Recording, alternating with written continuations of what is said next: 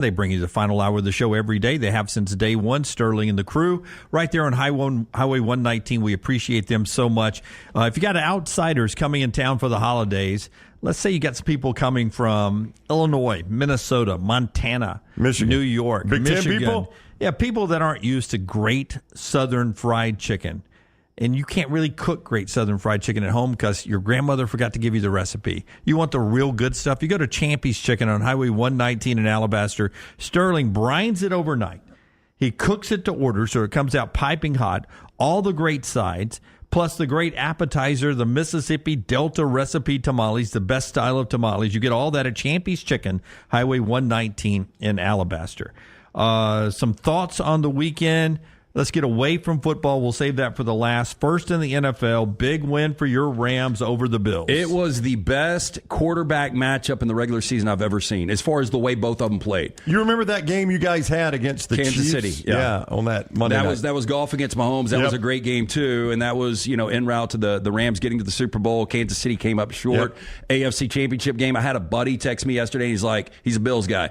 Boy, I hope I see you guys again. I was like, first of all, I don't think we're going to be in the Super Bowl. If they play like they did yesterday, possibly. But I don't want to see the Bills again. That Josh Allen kid, I don't like him, but he is unbelievable. Yeah, as I told you, try seeing him twice a year. I've had to do it for years But it now. took 11 of 15 on third downs for the Rams. It took 0 turnovers, and it took 1 legitimate punt. Dolphins keep their playoff hopes alive with a win over the Jets in overtime. Yeah, they probably have to win out realistically, which is not impossible, but it's going to be very difficult to do. Jets become, this is their 14th consecutive season that they'll have a losing record.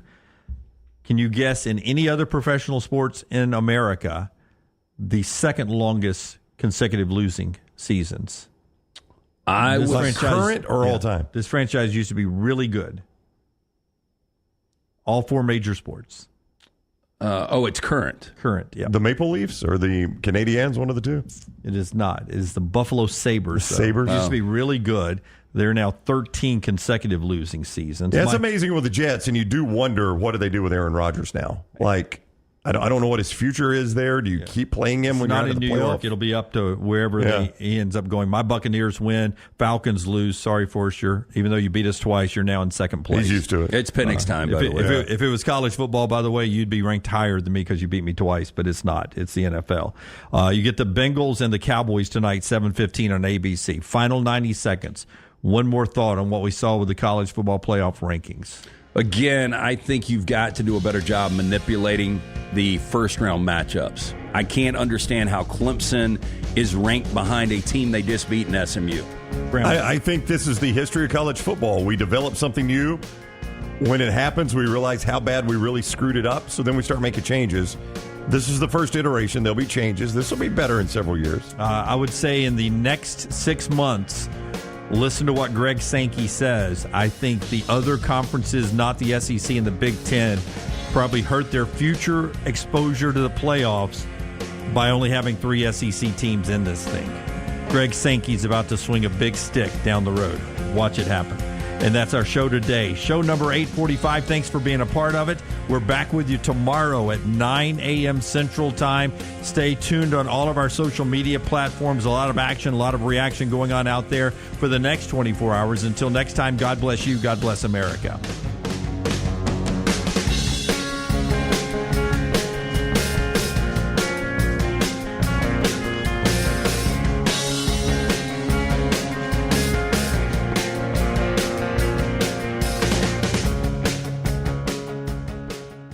Follow Next Round Live on Twitter, Instagram, Facebook, and YouTube. The social media team at Next Round Live is dedicated to giving you daily news conferences and practice video from UAB, Alabama, Auburn, and around college football. Follow and compare to the sites you used to visit. You'll also get the latest highlights and news from the Next Round Daily Show. Turn on the notifications so you don't miss a thing. Next Round Live on Twitter, Instagram, Facebook, and YouTube. See more at nextroundlive.com.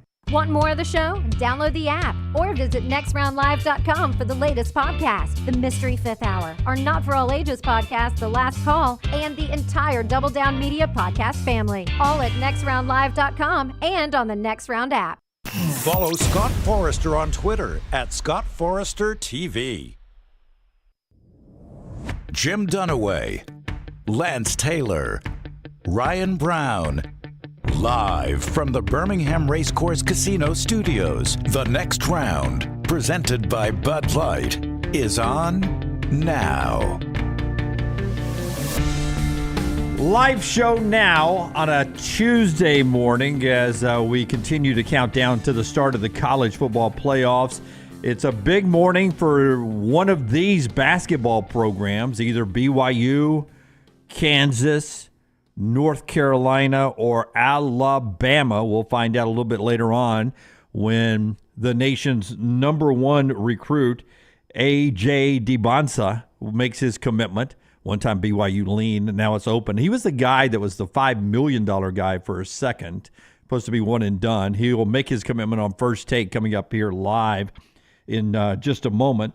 We'll talk about that when it happens. A lot of college football to get to, including a little Georgia news to start off the show. Tell me. A little Georgia news. A little. That's a lot of Georgia news, man. Carson Beck, timetable, no timetable for return. That's right. That's it's at UCL. Yeah, that's alarming. I mean, when you don't even put a timetable on it, I just – and then when you start talking about rehab and – how well they'll do in rehab. You read between the lines of what Kirby Smart in Georgia said yesterday. I am very nervous if I'm a Georgia fan. I sort of left Atlanta thinking it would be Gunnar Stockton. I left Atlanta thinking it would be what you saw in the second half, and hopefully he's able to bring that energy forward. You know, I made a big deal about this sitting next to you in the press box.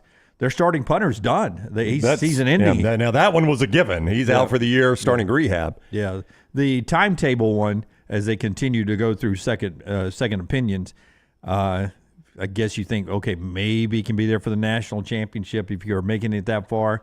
But his chance of being in the Sugar Bowl doesn't look good at all. It does not. And, you know, previous Georgia teams, I think, you know, they've had the depth to deal with this. They've had the dominant defense that they could keep you in a low-scoring game if you didn't have a core. They have playmakers.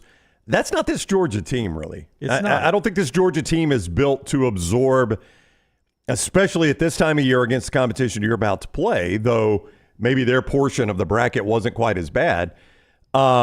I don't know that they're built to withstand this like they once were. Yeah, I say that. But Forrester, if you can pull up the old the 12-team bracket for me, the real one, not any projections or anything, the one we actually have now, I would tell you that Georgia, the time off is good. Yeah, there's no doubt about that. That can only help you with Gunnar Stockton. And then you get the Indiana Notre Dame winner. In that contest, I think Texas's offense is better than any one of those guys. And I thought as we watched the SEC championship, Georgia's defense did a great job of controlling a lot more weapons in Texas in that game, especially early on when they were moving the ball and couldn't get into the end zone. And as we've seen, if you don't have a great field goal kicker, Georgia can hold you out of the end zone and wait for a miss. And then you get, to the semifinals where you're going to be playing, I don't know, Penn State, SMU, Boise State, and then you're in the national championship game. So I'm not out of the – I would be interested to see how the odds change because they were the betting number 2 team. Still are. I looked this morning at mybookie.ag, still there. So they're still there, even with that news. Yeah, and I don't know if it's wait and see. I don't know if they're just reacting to the market. I don't know if the market's wait and see. I think most people assume Beck's not playing. So I don't know what wait and see would be. Lance will be here in the next hour. He's got something at his son's school this morning. So maybe we circle back to this question then. I was going to ask you, from what you saw of Gunnar Stockton, which is one half of football, where in that portion of the bracket you would do the quarterback power rankings. Can I see the bracket again? Indiana, Notre Dame, Georgia. Okay. Oh, just those 3 teams? Yeah, just those 3. I mean, that's who Georgia is going to get the winner of that. I mean, if you want to go, above that too and look at teams that maybe it's more interesting if you do that. If you just look in that half of the bracket. I'm going to tell you just those 3 teams there.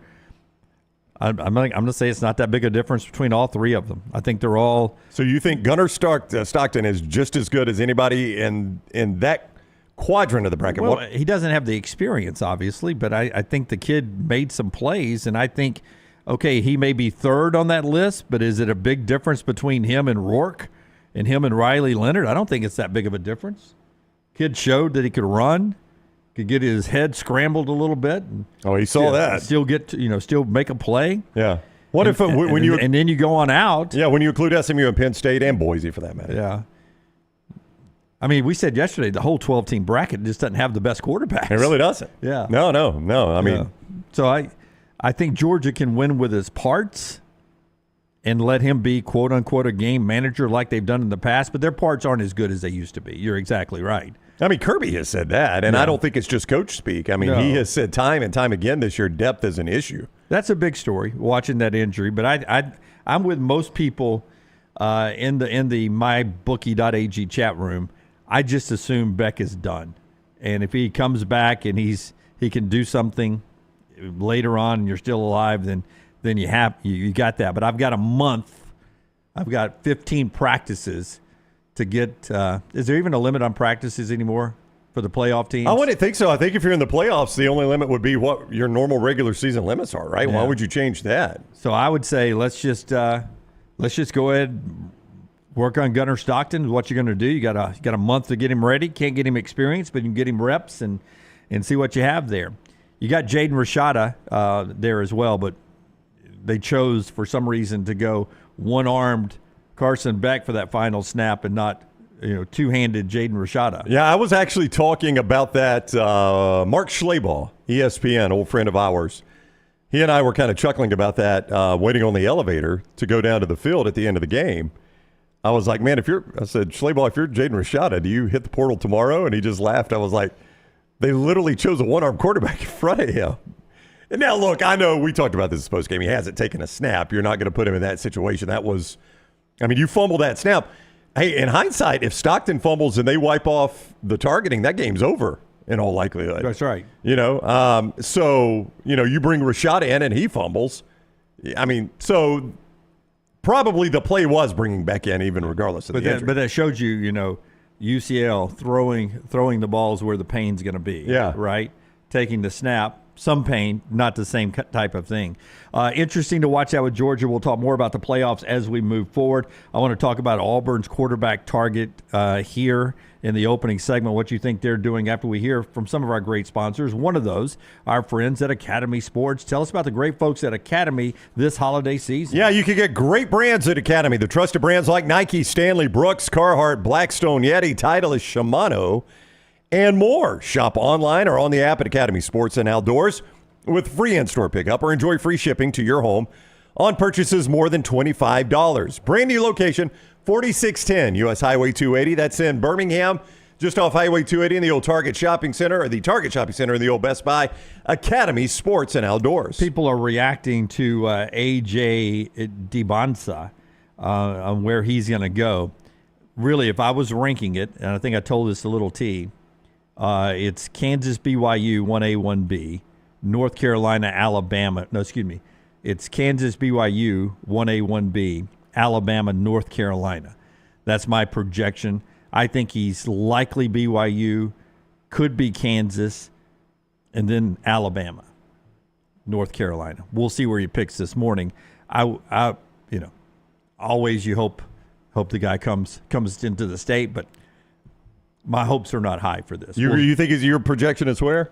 I think it's BYU, slightly ahead of Kansas, then Alabama, then North Carolina. I saw one of the national recruiting guys say that he thought it was down to BYU and Alabama.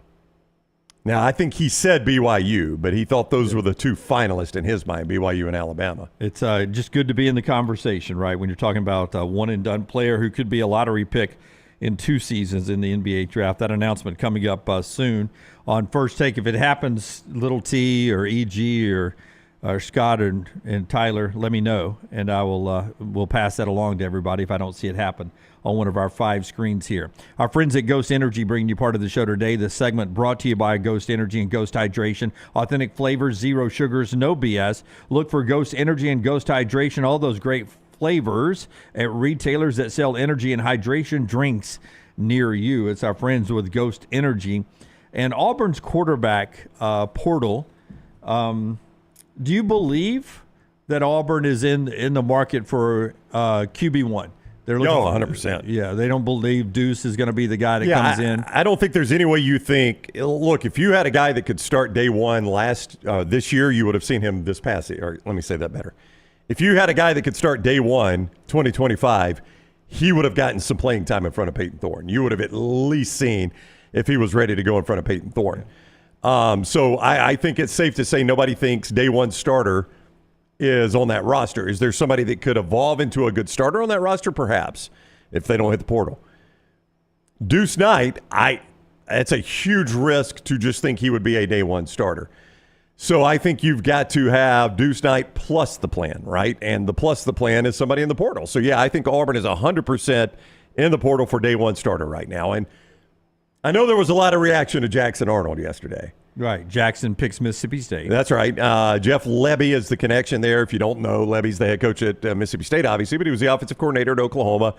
He and Jackson Arnold, they got a history together. So I think there was a nice history there. I thought that would be a really good fit at Auburn. You thought Jackson Arnold would? Yeah, 5-star quarterback. Yeah, and I think a lot of people immediately saw that and they were like, oh, crap, Auburn has missed. And a lot of the guys, especially the guys that we have with us from the Barn Auburn, are like, miss or not on Jackson Arnold, don't just look at one quarterback. Auburn's going to get multiple quarterbacks in all likelihood out of the portal. I don't think it's just going to be one guy. Little T, Taylor Korn, who handles our social media, also does a lot of work for the barnauburn.com and has really turned into a great wealth of Auburn knowledge as she continues to grow in her career. She was explaining to me early on how they feel like they got their QB2 coming in. They're looking for somebody to battle and to have some competition in camp to keep 4 guys in the mix in the camp.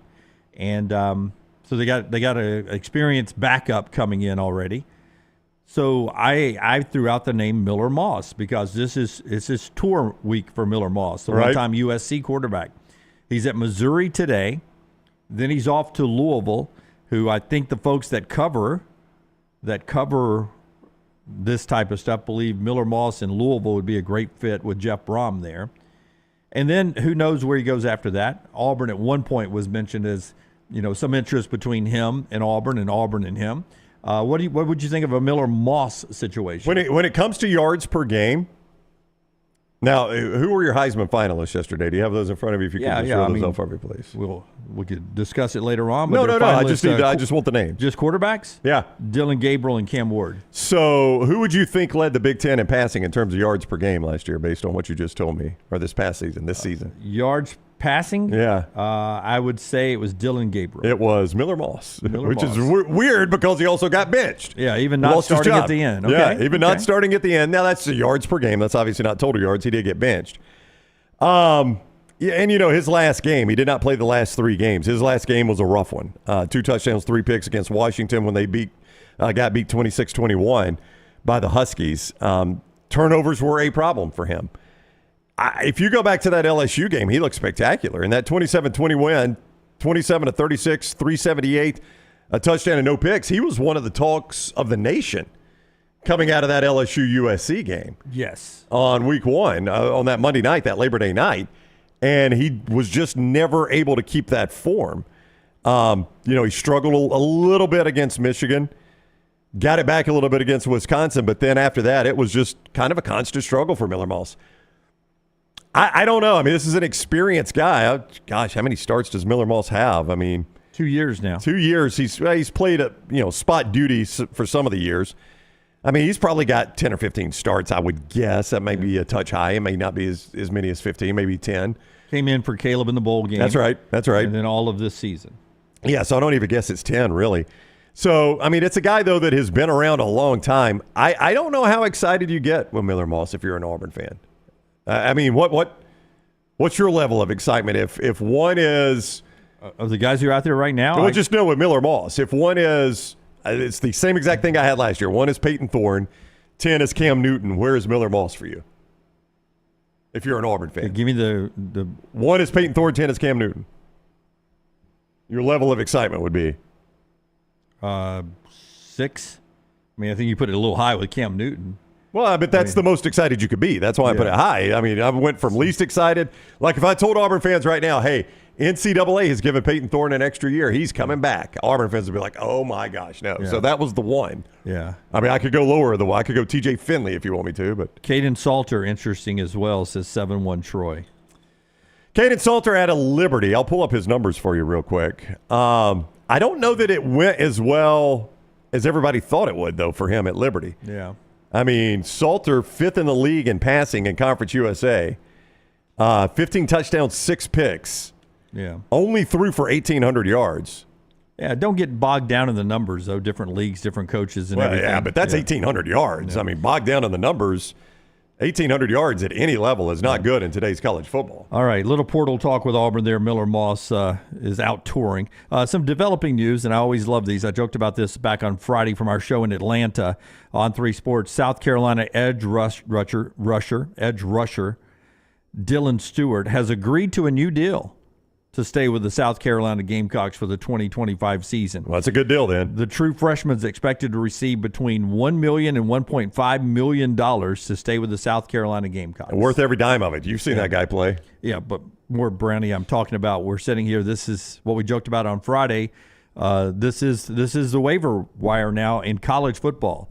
South Carolina edge Dylan Stewart has agreed to a new deal to stay with the Gamecocks for the 2025 season, expected to receive between $1 million to $1.5 million. This is the kind of stuff you used to only see in the NFL, agreeing to a new deal to stay with his team, not hitting free agency, i.e. the portal. It's a crazy time to see those type of things all out in the open. Yeah. Yeah, in the past, it's like, he got a Trans Am, or he got this, his mom got a house, he got this, and now we're to the point now where you're having to reach a new deal to stay with the school you're at. And you got numbers to back it up. That from On 3 Sports today. It's a crazy time. I don't, and everyone will say, hey, get used to it. This is what, it's going to be from now on. I don't know if it'll be this way from now on. I really don't think it will. Oh, I think it will be because of the contracts. Yeah, but you won't be agreeing to stay if it's a long-term contract. Yeah, but if I signed a 1-year deal, if I was Ryan Williams and I signed a 1-year deal, yeah, and then all of a sudden, every year I'm negotiating. I don't know how many guys will do that. I don't either. We've never done it. But I think if I was a 5-star guy, I would do it. Absolutely. It's a big risk. What if you go have a crap year or you blow out your ACL? I feel like I would, 1 to 1.5. He's great. He's a defensive edge. If I'm Ryan Williams, I probably could pull, $2 million, $3 million a year, depending on what situation Alabama's in. They were in a pretty big situation this past year to keep me. I probably had a good deal. Probably could re-up that a couple of times. Yeah. Probably could get more money this year. No, that's the risk. I mean, that is the risk versus reward. Also, if I go and I blow out my ACL, then I don't really have any value. And now I've just done a 1-year contract. So where is my value? Whereas if I've done a 3-year contract, I may still be on the hook for several more million. Go ahead. Well, I was just going to say, and I know this is a little bit uncomfortable for college football fans. That's what you're saying, is this is just a bit uncomfortable because I'm not used to seeing different. It. Yeah. I'm not uncomfortable. It's just unique and different. When I saw it the first time last week, I was like, man, this is like, the NFL, basically. I've got stars, and Dylan Stewart's a star, negotiating to stay at my school, agreed to terms. Here are the terms he's agreed to. It's just different. Just different. Well, like I said, so for some it's uncomfortable. For you, it's just different and unique. But I'll use Alabama as an example. I'll use Auburn as an example. Either one, Cam Coleman or Ryan Williams. If this story came out today and they've agreed to $2.5 million, you'd celebrate, wouldn't you? Yeah, I think South Carolina fans are excited. I don't think there's any doubt they are. Now they would really like to see it on Lenora Sellers. That's what they would like to see, is the follow up of Dylan Stewart guy. Because if Dylan Stewart got $1 million to $1.5 million, what is Lenora Sellers? A lot. Yeah. Our friends at Odie's bringing you part of the show today. Tell us about Odie's. We'll be out there Wednesday night for trivia. That's the Crestline Village location. You can also go enjoy some great lunch there at Odie's, the Big Cup cocktails. Not just Crestline Village, but also at Edgewood and Homewood, that brand new location there at Odie's. We have a great time every single Wednesday night, 8 o'clock. Lance Taylor will be there. I'll be there. Will Haver will be there.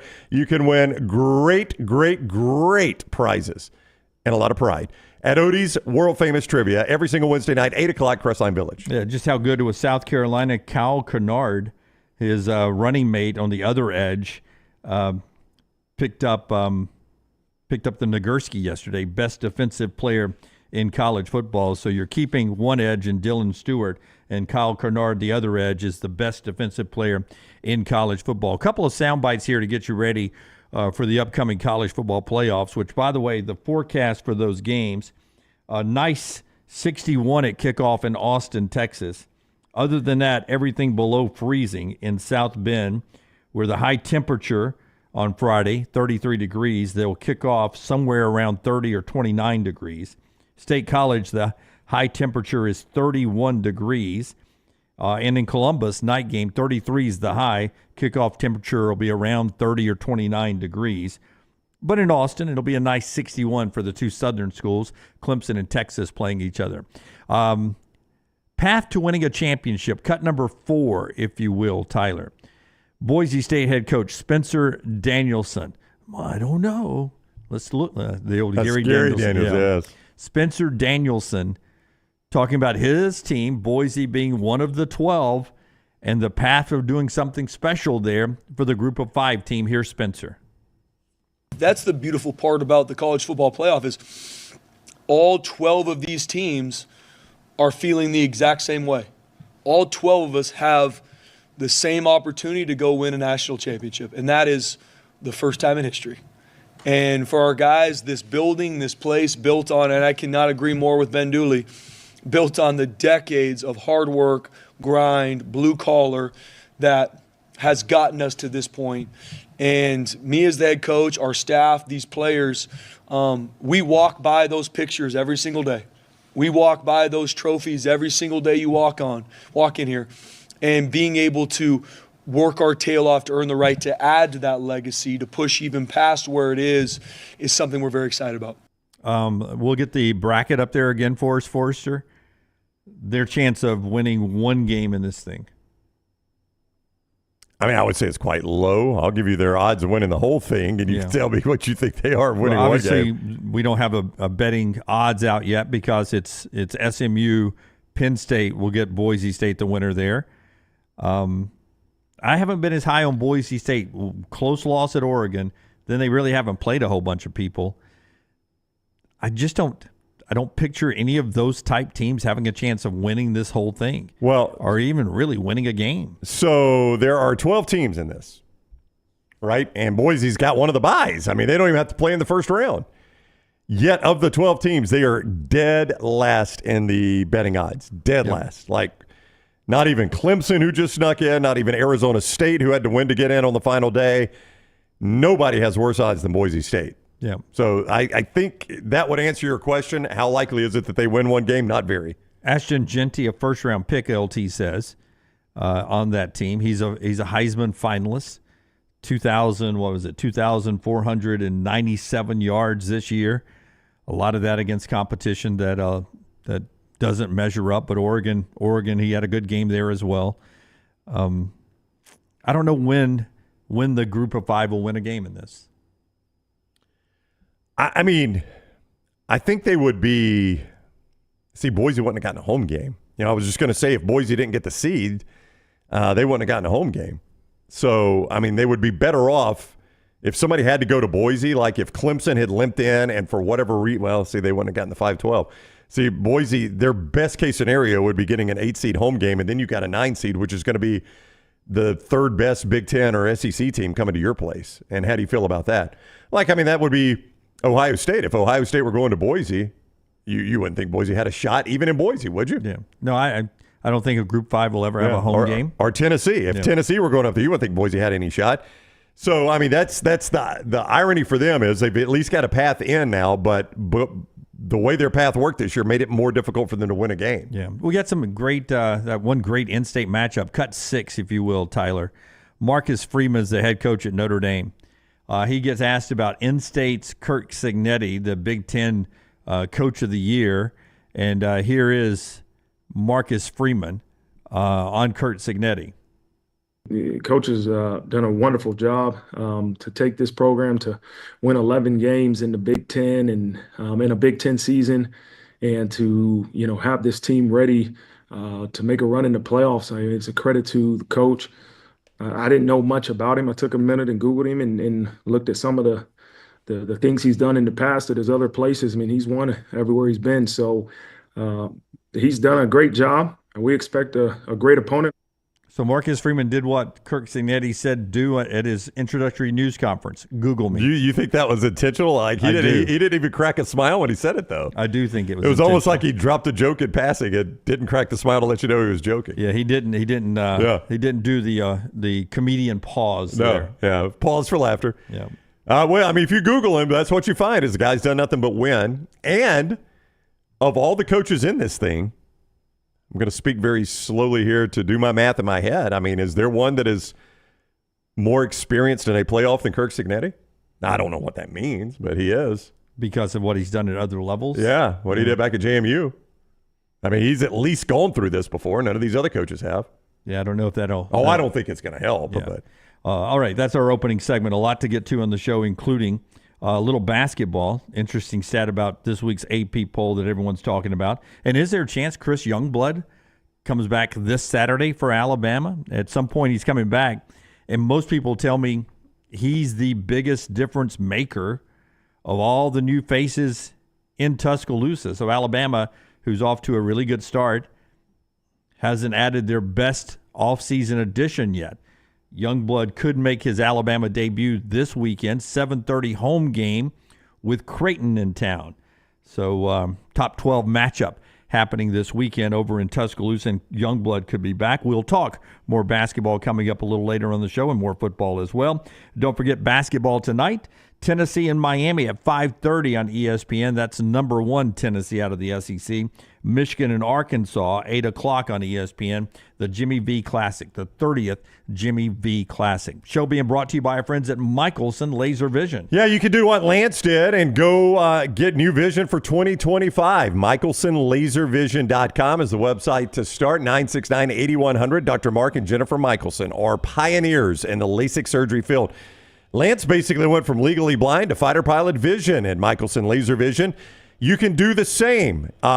Get in right now. Go ahead and try to get that appointment and make that your New Year's resolution. I just want to see better in 2025. MichelsonLaserVision.com or 969-8100. And our friends at Urology Centers of Alabama, 16 locations near you guys as you can stay on top of your health. Visit UrologyCentersAlabama.com to get more details. Treats all your urological needs from prostate health to kidney stones, vasectomies, and everything in between. Visit UrologyCentersAlabama.com to schedule that appointment or call the number on your screen, 205-930-0920 for Urology Centers of Alabama. Call the next round now at 205-734-0923. At Academy Sports and Outdoors, we believe the best holiday fun happens out there, on the driveway with a new basketball hoop, out back around the fire pit, or up in the deer stand. No matter your fun, we've got it. The right stuff at the right price. Academy. Have fun out there. Hey, you. It's the holidays. Give cheer a lift. And at New Balance Birmingham, we got the gift. That holiday vibe? Find it inside. Come together at New Balance Birmingham on Highway 280 right next to Chick-fil-A. New Balance Birmingham. We got now.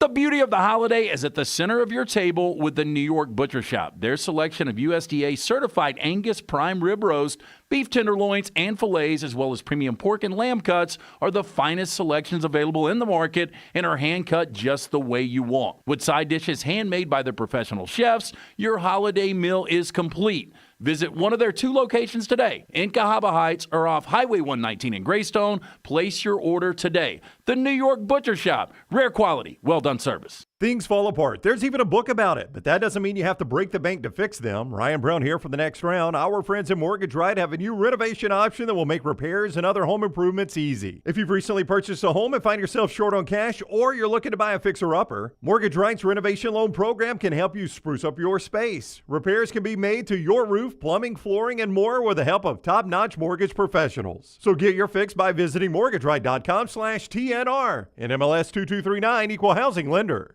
By now, you guys know how I feel about my fashion. However, did you know that I care about your fashion choices? Cargo shorts are out, flip-flops are only appropriate on the boat, And please throw away that stained t-shirt from college. You may be thinking, EG, that's all I own. What do I do? Here's what you do. Go to nextround.store and fill your cart with a wardrobe that is approved by me. Stock up on logo t-shirts, hoodies for football season, and hats for every day of the week. Trust me on this one and head over to nextround.store to get stocked up for this season. Hey, for all of your IT and printing needs, reach out to our friends at Xerox Business Solutions. Look, I'm still one of those old school guys. I print my notes every single day for the show. If you watch the show here on the Next Round, you see all the notes in front of me. From day one, Xerox Business Solutions, they've been with us here at the Next Round. Local for over 45 years. For all of your IT and printing needs, visit XeroxBusinessSolutions.com or call 205-969-3000. That's 205-969-3000. In some places, football is a sport. In Alabama, it's a fine art. New Life Art is proud to announce Daniel A. Moore's upcoming painting, Deuces Wild. This season, Bama is blessed with a pair of very talented deuces. The pair played a huge role on both sides of the ball in the Tide's amazing 41-34 victory over number 2 Georgia. Deuces Wild will portray the unbelievable game-winning 75-yard touchdown catch by deuce number 1, Ryan Williams, late in the fourth quarter.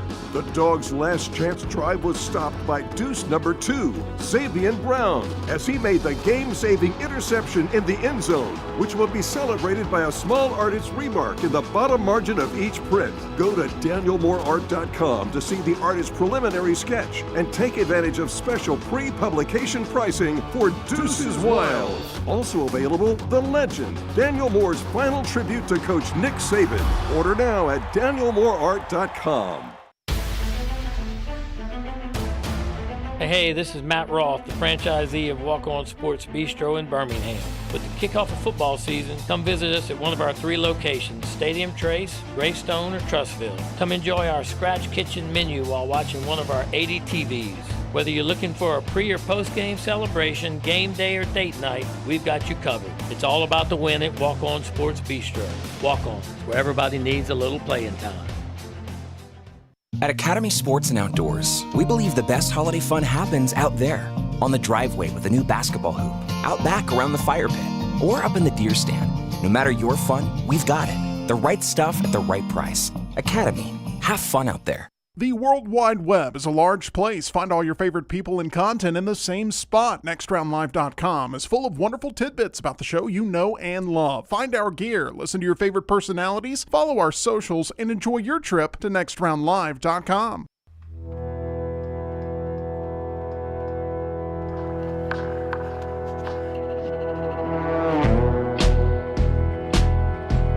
Listen, I know I'm not the target audience for the Toy Story broadcast or last night the Simpsons broadcast.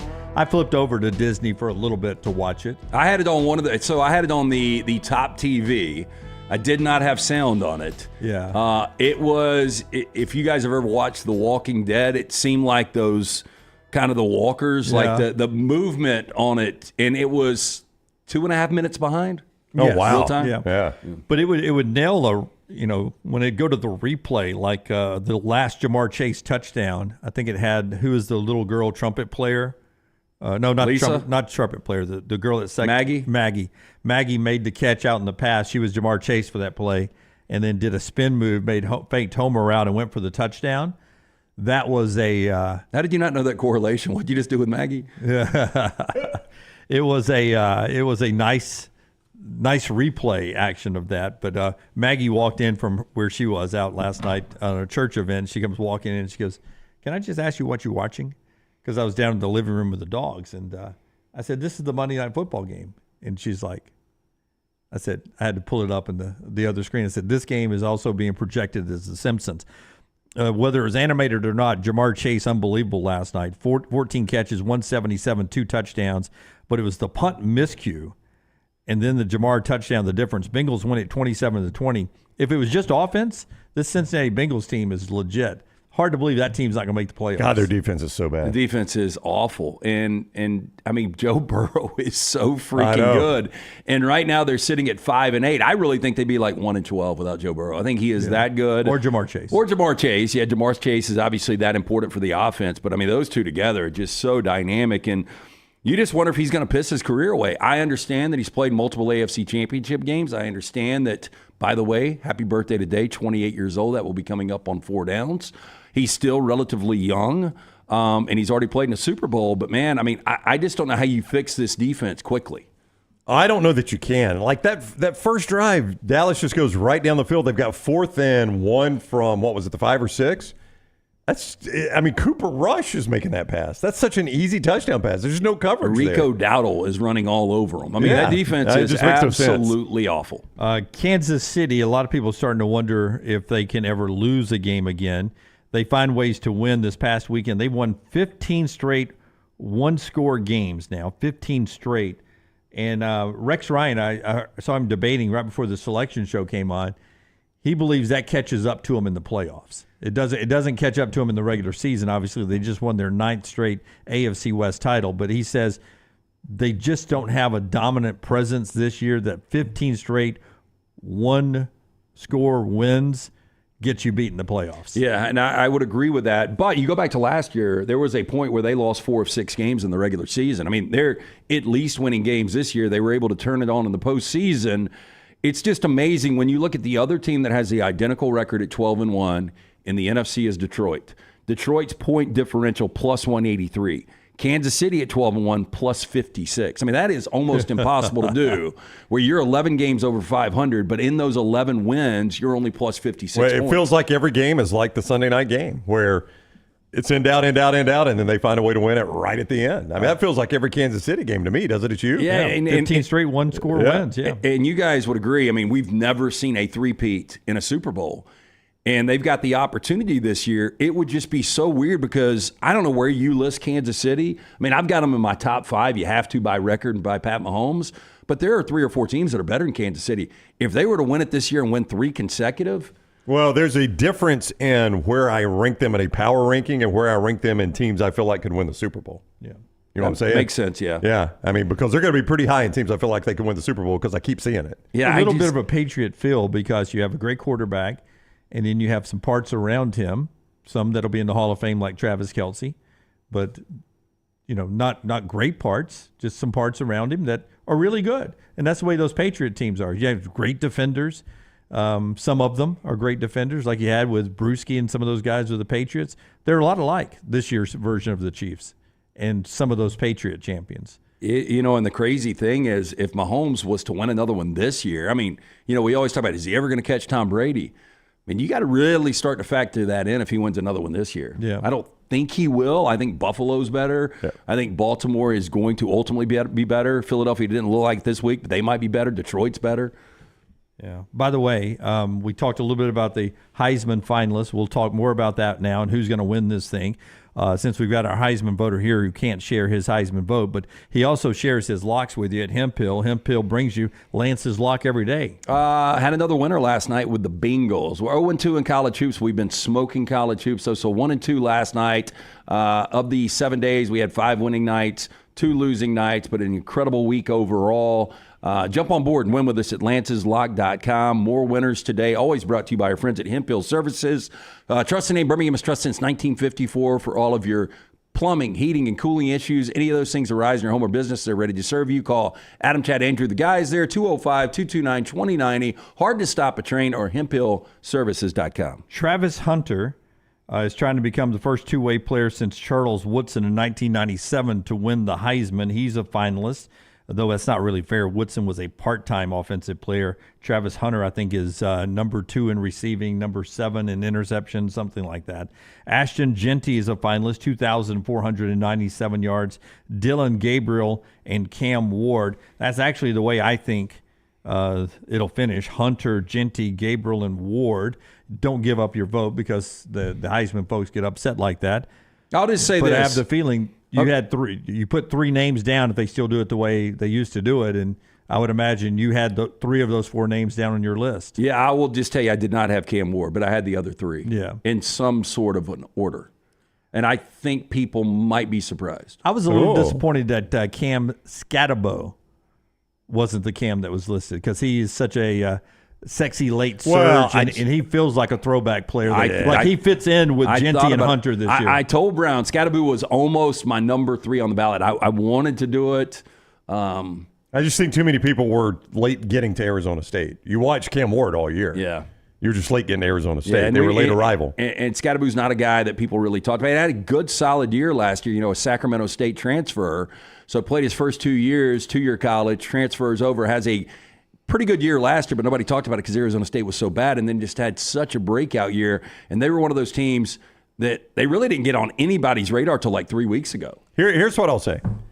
If it's Ashton Genty, I got no problem with it. This is a guy that almost single-handedly carried an offense as a group of 5 team to a first-round bye in the first ever college football playoff. I mean, I think we'll look back on that one day and say, holy crap, how did they do that? Yeah, I agree. You look at Maddox Madsen, their starting quarterback, which nobody believed he was going to be the starting quarterback until August, named after Greg Maddox, by the way. He's been good, but not like Kellen Moore good. So he's been solid. This was Spencer Danielson's first year as a head coach, first full year. Without Genty, I think they lose 4 or 5 games. But even in the Mountain West. On the other hand, I've got a guy that played both ways, and as you said, it wasn't window dressing that he played both ways. No. He led a power conference in touchdown receptions and was second in a power conference in interceptions. Yeah.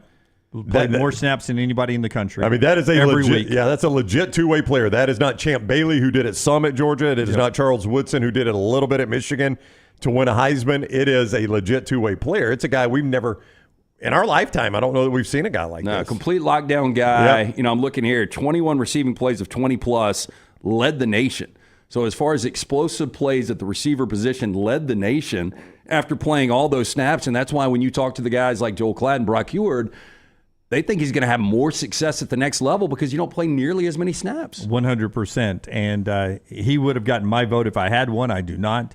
Ashton Genty is there, Dylan Gabriel, Cam Ward. They're your finalists. 7 o'clock this Saturday night on ESPN. They unveiled the Heisman Trophy. I used to watch it every year. I don't watch it anymore. I haven't watched it in a very long time. God, it used to be. I still do think, and I don't know how you guys feel about this. I think it is the singular, not most important, but maybe sexiest award that's still out there. Maybe so. I don't know one that I would argue is in front of it, like an individual award. Yeah, like if you could win any award in sports, I think being part of the sports. Heisman, in sports. Yeah, not an Academy Award. Yeah. I was going to go Time Sexiest Man Alive. Good luck. Well, it's people, but Time would probably be a little different. People Time does their Person of the Year. Would you want to be the Time Person of the Year? Sure. Means I've done something good. You would rather be the sexiest man alive, wouldn't you? Yeah, I mean, if they had... That's hilarious. Rather the Times Man of the Year. We don't do a lot of polls anymore, but would you rather be the People's Sexiest Man Alive or the Time? Is it Person of the Year? Well, it's Person of the Year, And it's not necessarily like because of an achievement or anything. It's just the most notable person of that year. Right. So it could be P. Diddy this year. Yeah. Could be. It could be. I mean, Adolf Hitler won it one year. What year did Adolf? He won the Time Magazine Man of the Year. Had to be in the 30s or 40s. It was in the early 30s, 40s, I believe. Yeah, wow. Boy, they kind of regretted that one in the long run, didn't they? They were like, huh? Yeah, I just think there's something. Hey, John, I'm going to need you to come down here. Yes. And 1938. Yes. Yeah, bring that file you had for the Person of the Year and that cover design. Yeah, who vetted our Person of the Year back in 38? I mean, do you guys... Doris, go get Tom down in covers. I know, like, if you were to meet an NBA MVP or an NFL MVP or, a home run king, there's just something about this dude won the Heisman. Yeah, like, that captures my attention. I met Vince Young the other day, and I thought to myself, should have been Heisman Trophy winner. I almost brought it up to him, but I didn't want to bring it up. Yeah, I'm sure he's never heard it. Yeah, and you can make that argument now because they beat USC, but let's not forget how good Reggie Bush was. Yeah, Reggie, I had no problem with him winning it. And Leinart had won it the year before, right? Yeah. So yeah. That was Bush's only chance to win one. Would you rather be Super Bowl MVP or NFL MVP? I would rather be the Super Bowl MVP. I think I had too, which is crazy. Championship trophy. All right, that's the Heisman. A couple other college football thoughts here in this segment, and we're still waiting on the big basketball announcement coming up momentarily. Show being brought to you in part today by our friends at Woodhouse Day Spa. It's the holiday season. Nothing says the holidays and thank you more than our friends at the Woodhouse. Yeah, the Woodhouse Day Spa, just a great place to go. Our friend Stuart wants to remind you they've got a pretty awesome deal going on right now. Incredible stocking stuffer is the gift card from the Woodhouse Day Spa. You can get those 24/7 online, birmingham.woodhousespas.com. You can stop into the Summit shopping centers, go see Stuart and the incredible staff. But they've got these series of 6. So it's basically purchase 5 of any of their services. You're going to receive the 6th absolutely free. This is the time to do it. Whether it's for mom, it's for the wife, it's for the girlfriend. You can do it from our friends at the best day spa located at the Summit Shopping Centers. The Woodhouse Day Spa. If you're in there, tell them the next round sent you, or birmingham.woodhousespas.com. And our friends with DanielMooreArt.com. DanielMooreArt.com. The legend, a tribute to Coach Nick Saban, is out and ready for your purchase this holiday season. His 6 national championship seasons in Tuscaloosa being honored in this work of art from New Life and Daniel A. Moore. You can go get that right now, plus the 2025 calendar available. And if you want to remember that win over Georgia, Deuce is Wild. Ryan Williams, Xavion Brown, the Deuce is there. With that preliminary sketch that is out. Go pick that up all at DanielMooreArt.com. And look at the other old pieces, the legendary pieces they have there online, DanielMooreArt.com, DanielMooreArt.com for the Bama fan in your life. The Pac-12 died last year. Just some observations. 2 Pac-12 teams with byes as the top 4 seeds in this bracket. Pac-12 still alive, and we sort of killed them too quickly. How amazing would the Pac-12 have been this year? I guess Arizona State and Oregon would have played for the championship. Yeah. I guess that's the way it would have gone. Yeah, would have been Arizona State and Oregon. And the debate then would have been, did Arizona State get in? Yeah. The 2 get in? I don't know. I mean, I guess it depends on how that championship game would have gone. With the way Arizona State is playing, as physical as they are, their ability with Scatterbo to keep the other offense off the field, I mean, I think they could play with Oregon. Oregon's obviously a better team. Do you guys think they would have gotten in? Well, you would have had 5. The difference is now you got 5 conferences. So you got to tell me what happens with SMU and Clemson. I don't think you get 2 of those in and 2 of the Pac-12 in as well. No, I think at that point the debate probably would have been between Arizona State, Alabama, and SMU. Probably so, yeah. But and in that group, I don't really know. I wonder where Arizona State's losses would have come. I mean, randomly, their 2 losses in conference. Can you guys even guess? They lost to – who did Arizona State lose to? But just put it this way, it wasn't any Pac-12 teams. No. I think they lost to – this was first half of the season because, again, they're on fire right now. I think they lost Didn't they lose to Cincinnati? Am I right about that? They lost to Cincinnati. Yeah. BYU? And Texas Tech. That's right. So, Texas Tech was a shootout, was it not? Yeah, I think it was. But you look at the schedule; it would have been completely different. And yeah. I don't know how it would have played out. As expected, AJ Dybantsa, the number 1 recruit in basketball, some are saying he's the next LeBron James, has picked BYU. He has made his announcement this morning. BYU. That was the original thought. He's from outside. Up in New England, Massachusetts, I believe. Brockton, Massachusetts. Mass. And he, BYU was early on. He was the $5 million guy. Got a $5 million offer to play at BYU. And That's initially amazing. verbally committed and then had pulled back and was in the mix with Alabama, Kansas, and North Carolina. But he is now live on First Take today, committed to BYU. Number 1 overall in the class, expected not only to be a one and done, as they were saying. I was dissing him, according to the MyBookie.ag chat room earlier, by just calling him a one and done. Done away, he's not just a one and done. He's LeBron James, that type of one and done. I don't know, but yeah, he is definitely a one and done. So enjoy your $5 million.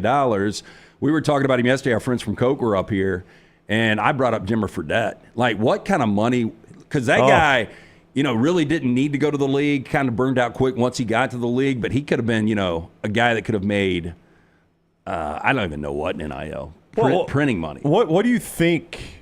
So do you think he got $5 million to go to BYU? I mean, I do, yeah. I mean, there's a reason that he went to the Utah Prep in Hurricane, Utah. Yeah. And I don't know when the communication started between, his family and BYU. So you make it sound like he probably got a little money to move out there. I could see that, yeah. I mean, if you just kind of, connect the dots, I mean, you're playing. I've never heard of this prep school. It might be a great prep school. I have no idea. But it's a random prep school in Utah, which, by the way, what's in Provo? Yeah. BYU. BYU? Right, yeah. So, but it's one of those prep schools that opened in 2023. It could have. I graduated class of 4. Yeah. Well, I mean, actually 7. How do you rotation for a basketball team? That's true. How do you make, like, if you're the NIL and you give this guy $5 million? I mean, how do you make? I guess I'm thinking, like, does it make more sense to take that $5 million and go get 3 really good players, or go get this kid? Or can I get 3 really good players for $5 million? I don't know if I can. I don't know. You tell me Larry Bird at Indiana State. What did Indiana State get out of having Larry Bird back in the day, publicity-wise? A ton of publicity. It is still the only thing we ever talk about Indiana State about. Right. So, I mean, BYU, if this kid's the next LeBron James, he will by far bring $5 million more of recognition than even a good basketball team will. If you're Jake Retzloff, though, who had a pretty good year at quarterback for BYU, he's got another year or 2 of eligibility left, and they come to you and they offer you $750,000, you're like, are you kidding me? Like, I just had you guys in the mix to possibly get to a college football playoff, and you're paying this 17-year-old kid $5 million? Yeah. I just don't know how you make your money back. I mean, I guess in enrollment and things like that, but from a pure basketball standpoint. Well, but it's not just about this one year, whatever happens, wins or losses. That's what I'm saying, that for the rest of his career, if he does end up being anywhere close to LeBron James, if he plays the next 19 years in the NBA, he'll always be BYU's A.J. Dybantsa. That's a good point, yeah. Right? So you will get way more than $5 million. Right. Occasionally, if he swings through town, just goes to a BYU game, if he throws on occasionally a BYU T-shirt as the most recognizable player in the future of the NBA 10 years from now, then you'll get way more than $5 million worth. In fact, he'll probably give you $5 million back at some point. I mean, when I think Danny Ainge, I think a guy that played 2 professional sports, and I think BYU. And I think going before Jimmer Fredette, I would say Danny Ainge is probably their best ever. This kid is probably going to go down, if he lives up to near the expectation, as maybe the best player single season in BYU history. So I do agree there will always be that connection. One more football thing before we get to the top of the hour. Our only guest today, Drew Butler, former NFL and Georgia punter, and he'll join us at 10:30 to talk about the college football playoffs and the Georgia Bulldogs injuries. That's coming up at 10:30 Central Time, part of the next hour. One more football thing. It's on the Alabama reaction to not being in the playoffs. Got one more thought on that after you tell us about our friends at Inverness Country Club, a great holiday gift for yourself. Oh, yeah, the gift of membership. You can get it for your wife or yourself. If the women out there are listening, get it for your husband, because it's going to work both ways. Not only can he go out and play golf, you can play tennis, pickleball, all of the great things going on at Inverness. You guys can both enjoy the social membership, which this summer will be right around the corner, including the resort-style pool complex, full-service cabana and bar, live music on Friday night, Sunday brunch. They've got specials right now. Call Aaron. Tell her the Next Round sent you. Just inquire about the gift of membership this holiday season. 205-991-8608. Inverness Country Club, great place to meet others in the community. Maybe you've relocated to retired. Inverness is a great place to network. Childcare, also a big plus. 205-991-8608 or online, iccalabama.com. Great time, by the way, to sign up. Great time to sign up at covercrimson.com and thebarnauburn.com, just because of the portal, who's leaving, who's coming in, who's potentially to come in. $1 is the sign up. Covercrimson.com, thebarnauburn.com. Great gift this holiday season to sign up. I bring this up because there's a lot of free shows over there as well. One of them yesterday, our buddy Mick Gillespie, upset about Alabama not being included, and and he was on an all-time rant. And I just don't understand his thinking. He was talking about, why does Alabama need the SEC? If they're not going to help them, get into the playoffs here, there's no benefit of having to play this tough a schedule if they're going to, and I'm paraphrasing here, go back and watch Mick with Clint Lamb and Mick with Jake Coker. And Clint and Jake sort of chuckled it off and tried to explain to him why Alabama and the SEC need to stay married together. I just didn't get as upset about being left out of this thing. And I think you had time after the Oklahoma. I mean, most Alabama fans processed it. It seemed like that after the Miami loss, they were back into this thing a little bit. But the way the SMU Clemson game played out, I just think all Alabama fans came to the conclusion, and I think most were at peace. And I know I'm wired differently, that I care too much about what other people think of me. So I carry that into some things in life. Like, I care too much about what other fan bases think of Alabama, too. Like, if I'm an Alabama person, you're the University of Alabama. I don't want to beg my way into a 12-team playoff on a 9-3 season. And when you talk about, he was comparing Notre Dame and the path they're able to design for themselves to be part of this playoff, and it is an easier path for Notre Dame to be part of this, absolutely. But if you're Alabama, first of all, you can't do independence, as he was suggesting, because you can't pay the bills. Right. You can't pay the bills.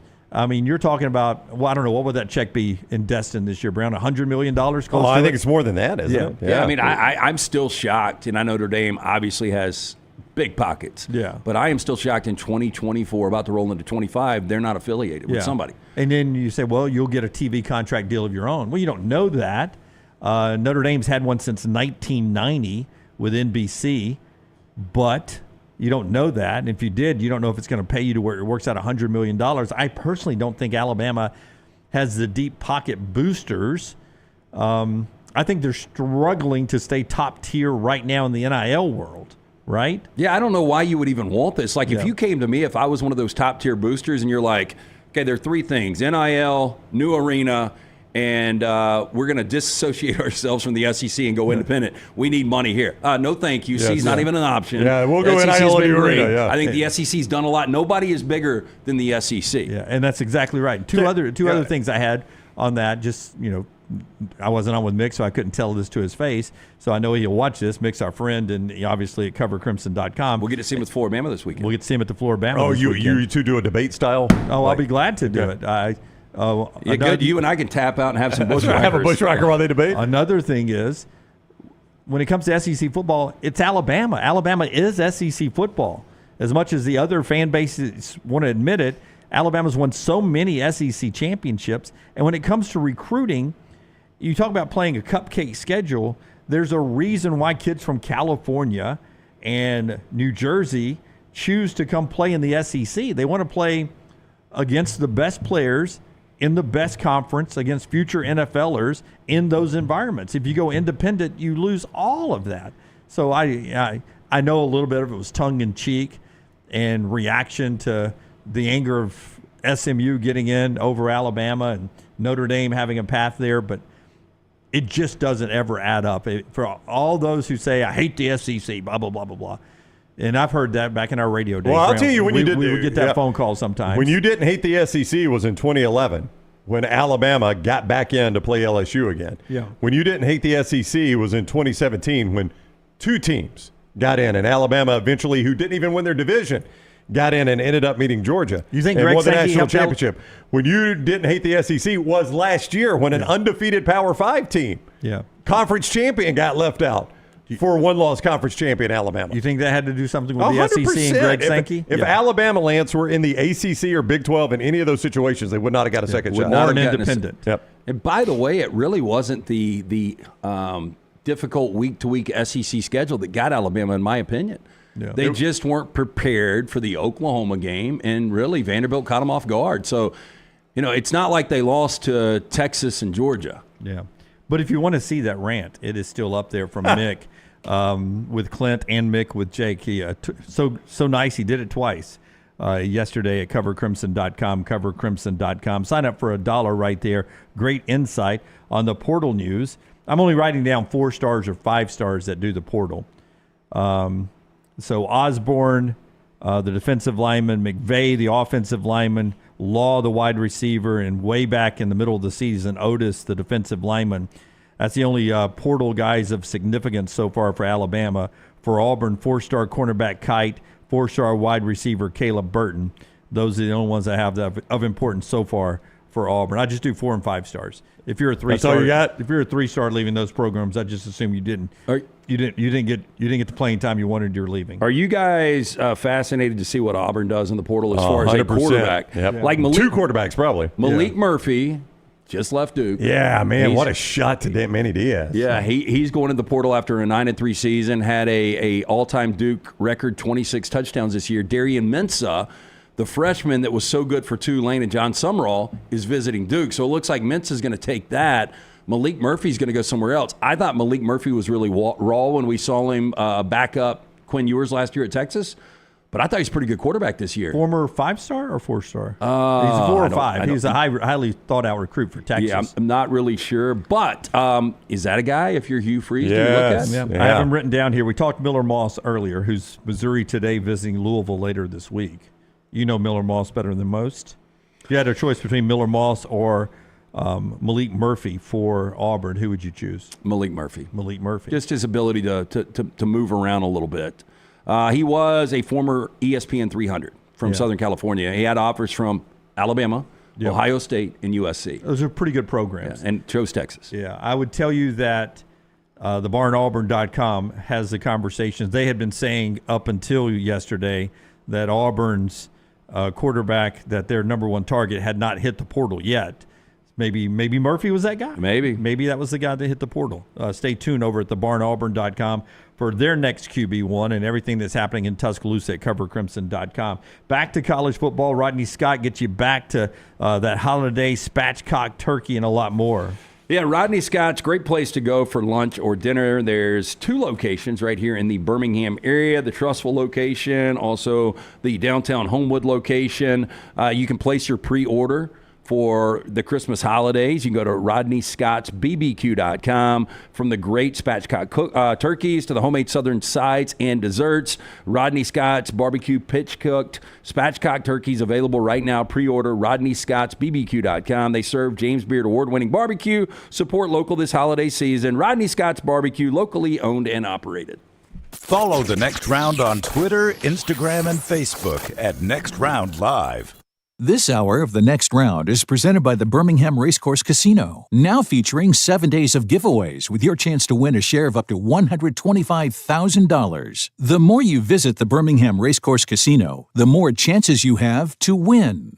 A legendary coach once said, "It's not the will to win that matters. It is the will to prepare to win." Hi, I'm Bobby Humphrey, Vice President of Business Development for Bryant Bank, and I can tell you that our Bryant bankers have the dedication and experience to put together a financial game plan that is right for you. At Bryant Bank, we specialize in community banking and offer personal and business loans, checking and savings account, mobile banking, and treasury management services. Stop by one of our 18 offices across the state of Alabama to find out what unbeatable service and legendary results are all about.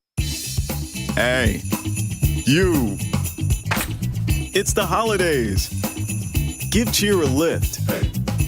And at New Balance Birmingham, we got the gift. That holiday vibe? Find it inside. Come together at New Balance Birmingham on Highway 280, right next to Chick-fil-A. New Balance Birmingham, we got now. Twin Peaks is the best in the game. Here, you're in the red zone for every college rivalry and divisional matchup all season long. I mean, where else are the scenic views as good as your view of the game? Only at Twin Peaks, the #1 sports bar. Storm season is here. Make sure you have a plan of action in place right now. Greg from Pell City and Storm Restoration Roofing should be your first call when storms hit. Insurance companies love working with Storm Restoration Roofing because of Greg Nelson's name and reputation in the industry. When storms hit, call Greg Nelson. He's local, 205-542-3531. He's the home of the free no-cost roof inspection. Greg from Pell City on Facebook, 205-542-3531. It's Storm Restoration Roofing. Just because you've quit going to the gym, it doesn't mean that you have to quit gym altogether. Dunaway, that is. With our Next Round podcasts open 24/7, 365, you can access gym anytime you'd like. While you may have done away with your treadmill routine, our version of Dunaway is standing by ready to get you back to your absolute best. Find all that lovely Jimmy D-led content on Spotify, Apple Podcasts, Google Podcasts, and in the podcast section of nextroundlive.com. This message is sponsored by Jimmy Crypto Inc. and Jimmy Crypto for President. At Academy Sports and Outdoors, we believe the best holiday fun happens out there. On the driveway with a new basketball hoop, out back around the fire pit, or up in the deer stand. No matter your fun, we've got it. The right stuff at the right price. Academy. Have fun out there. Hey, there's nothing worse than waking up to a plumbing problem. Don't get caught in a flooded house. Call the guys at Hemp Hill Services. Adam, Chad, and the team at Hemp Hill are the only ones I trust to fix it and fix it right the first time. Hemp Hill Services does it right and always at a fair price. For all of your plumbing, cooling, and heating needs, trust the name that Birmingham has trusted since 1954. That is Hemp Hill Services. Call now, 205-229-2090. That's 205-229-2090. Hang out with the Next Round on the go. Whether you're driving to work, running errands, sitting on the beach, or you just need a break from the real world, we can keep you company. Check out the Next Round, Mystery Fifth Hour, and our other shows on your favorite podcast app. We'll meet you there. Start your day online with our website, nextroundlive.com, for the latest videos, podcasts, and college football stories. It's also a great way to stream the show or shop in the Next Round store. Stay connected by visiting nextroundlive.com. Jim Dunaway, Lance Taylor, Ryan Brown. Live from the Birmingham Racecourse Casino Studios, the Next Round, presented by Bud Light, is on now. Ross Dellinger making a point about the BYU commitment of AJ Dybantsa, the number one player for 2025 in college basketball. He calls it a notable transaction as college sports moves into a more pro model. And he makes the point that, and I think a lot of us are forgetting this, that schools are now permitted to make offers to players to buy their NIL rights and can distribute money starting July 1st, in addition to outside NIL stuff that must be cleared through a clearinghouse. So in other words, starting July 1st, with the rev share, they can start paying you for your NIL rights, and then you still go out and get more NIL stuff that's happening. So, you know, some of these deals that you're seeing that are being made now are being made under the new rules that start on July the 1st. What do you think guys can max out at now? I don't know. Because, you know, if you've got to attach a valuation, it does get a little tricky. Yeah, I mean, no, you're right about that. I don't know, you know, when we start talking maybe in the future salary caps and things like that, I mean, there's going to have to be a max, right? You can't just invest it all in one guy. But, like, I would agree. Cap. I mean, what was this worth for BYU? I mean, the dude was just on First Take. Yeah. You know, with the BYU hat on, and they were talking about this is the projected number one pick in the NBA draft. He's chosen BYU. I mean, that's got to be worth, I don't know, $500,000 just that one appearance. You know who's got to hate this world is Kansas and Duke and North Carolina. I mean, there was a day when the shoe companies would have determined where this kid went. It was not BYU, by the way.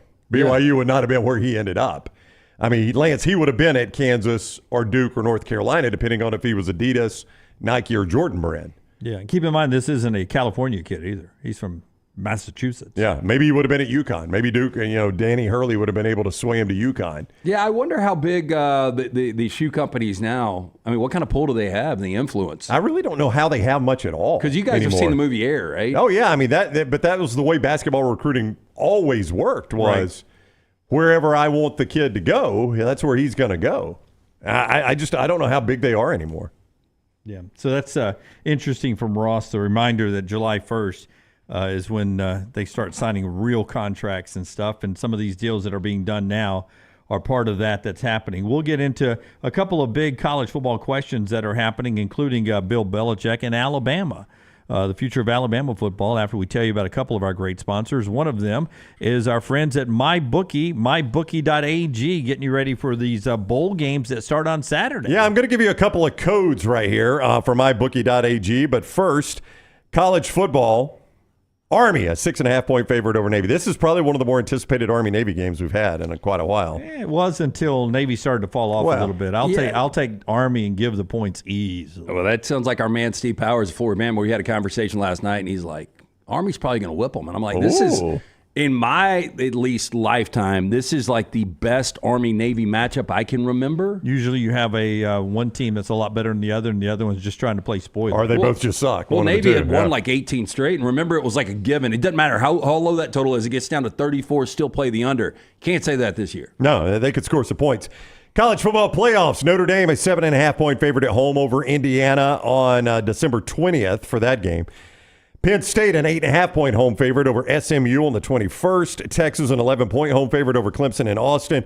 And Ohio State, a 7.5-point home favorite for that night game that night. And Ohio State, a favorite in Columbus over Tennessee. Now, let me give you some codes here, all right? Because many of you reached out and you're like, hey, I like the casino at mybookie.ag. I'd love to get that bonus, but I also like playing the sports book. What am I to do?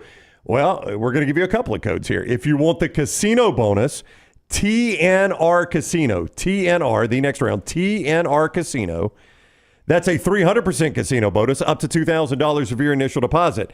You could still use code next round, and that bonus is going to be in the sports book, 50% bonus up to $1,000. So that's TNR Casino for the 300% casino bonus up to $2,000, or next round for the sports book bonus up to $1,000, a 50% sports book bonus. All of that right there at mybookie.ag. Bet anything, anytime, anywhere. Mybookie.ag, code TNR Casino or code next round. By the way, as you get ready to play your bowl challenge or whatever you're playing this offseason, Kyle McCord, according to his coach Fran Brown, no opt-out. He will quarterback for Syracuse. Very important for Ole Miss. Jackson Dart, according to Lane Kiffin, will play in the Gator Bowl one last time for a great Rebel, says Lane Kiffin. Boy, that's a school where we've seen this jump up and bite them, too. It was Matt Corral. Who was the quarterback, Lance, in the Sugar Bowl? Bo Wallace? No. It was recently in the Sugar Bowl, and he got hurt. He played one more game, and everybody applauded him. He got hurt, and Altmaier had to come in. Matt Corral. Was it Corral? Yep. Okay, Matt Corral. So, yeah, you've seen that jump up and bite you just with Ole Miss right there. But so, I don't know what the future holds for Jackson Dart. You don't think he's an FLer? I don't. You think Birmingham Stallion? I think he's a little bit better than that. He could tear it up for Skip He Holtz. might be playing for a Grey Cup one day. Oh, you think so? You think his game translates north of the border? Yeah, I could see that. Yeah. So here's a couple of questions that's out there. One of them I'll start with Bill Belichick. He was on McAfee yesterday, and he was laying out, he's capital IF, if he went to take a college job, he said he would basically run it like an NFL pipeline, like an NFL program, that players would come there. They would be treated like NFL players. They'd be prepared to do everything that they're asked to do in the NFL. Who better to do that than me, blah, blah, blah, blah, blah. Well, Nick Saban did it for 17 years. That's exactly the way he ran the Alabama program, was exactly the same way. And no doubt Belichick is one of the great coaches of all time. Can he do it at North Carolina if he did that? Could he start to turn North Carolina into an NFL pipeline machine, more than it already has been for quarterbacks and stuff? Could he get the kind of talent coming through Chapel Hill that Nick Saban got coming through Tuscaloosa, because people saw Alabama as basically it was a prep school for the NFL? Not to take anything away from Belichick. I think he's viewed by most as the greatest NFL coach of all time. But he's a dick, and I just don't know if that really translates to today's NIL athlete. And the fact that, I know you joked about this the other night when we were talking about it, UNC's going younger from Mac Brown to Bill Belichick. Dude is still 72 years old. He is. And I would rather get, and it's. I mean, if we would have been having this conversation 5 years ago, North Carolina's got a chance to hire Bill Belichick, we would have laughed. Oh, yeah. And would have said, do it, whatever it cost. I just, I know John Summerall's out now and pulled his name out of that, but I would rather have a guy like that. I don't know about you guys. Bill Belichick, his legacy is cemented. It's a weird fit. Do you think, Brownie, that now the portal's open, so you could have guys, if they announced him today at North Carolina, you could have guys just start flocking there. I don't know what the reaction would be. But do you think the best of the best make a decision based on, well, there's Bill Belichick, and he coached the greatest quarterback ever to do it and won a lot of Super Bowls with him in New England. My best path to the NFL is to go there, and they'll probably come up with some NIL money. Or am I just looking for the best NIL offer? Combination of both. There are schools that can give you both. How do you think the kid that's hitting the portal or the five-star recruit that's going to have to be recruited out of high school would look at a Bill Belichick? Well, I think all too often kids now think, I'll just take the bag and I'll get my way to the NFL. I don't have to have a coach get me there. I'm good enough to do it. And that's unfortunate because it's not true in most cases, I don't think. But at least they get the money now, I guess. Hopefully, they're wise with it. I want to go back to kind of what Lance touched on there. Like, I don't know how hard you can coach kids this day and age in college football. And I think Bill Belichick probably coaches you pretty hard, right? So did a guy named Nick Saban. But Nick Saban, his own players will tell you, learned over time as we got into this world of transfer portal and NIL. I can't coach a kid in 2022 the way I did a kid in 2012. I got to change. But even Barry, any good coach does that. Barry Jones has told us stories before that certain players on the team would get cursed out in practice by Nick Saban because he knew that I could take it. Yeah.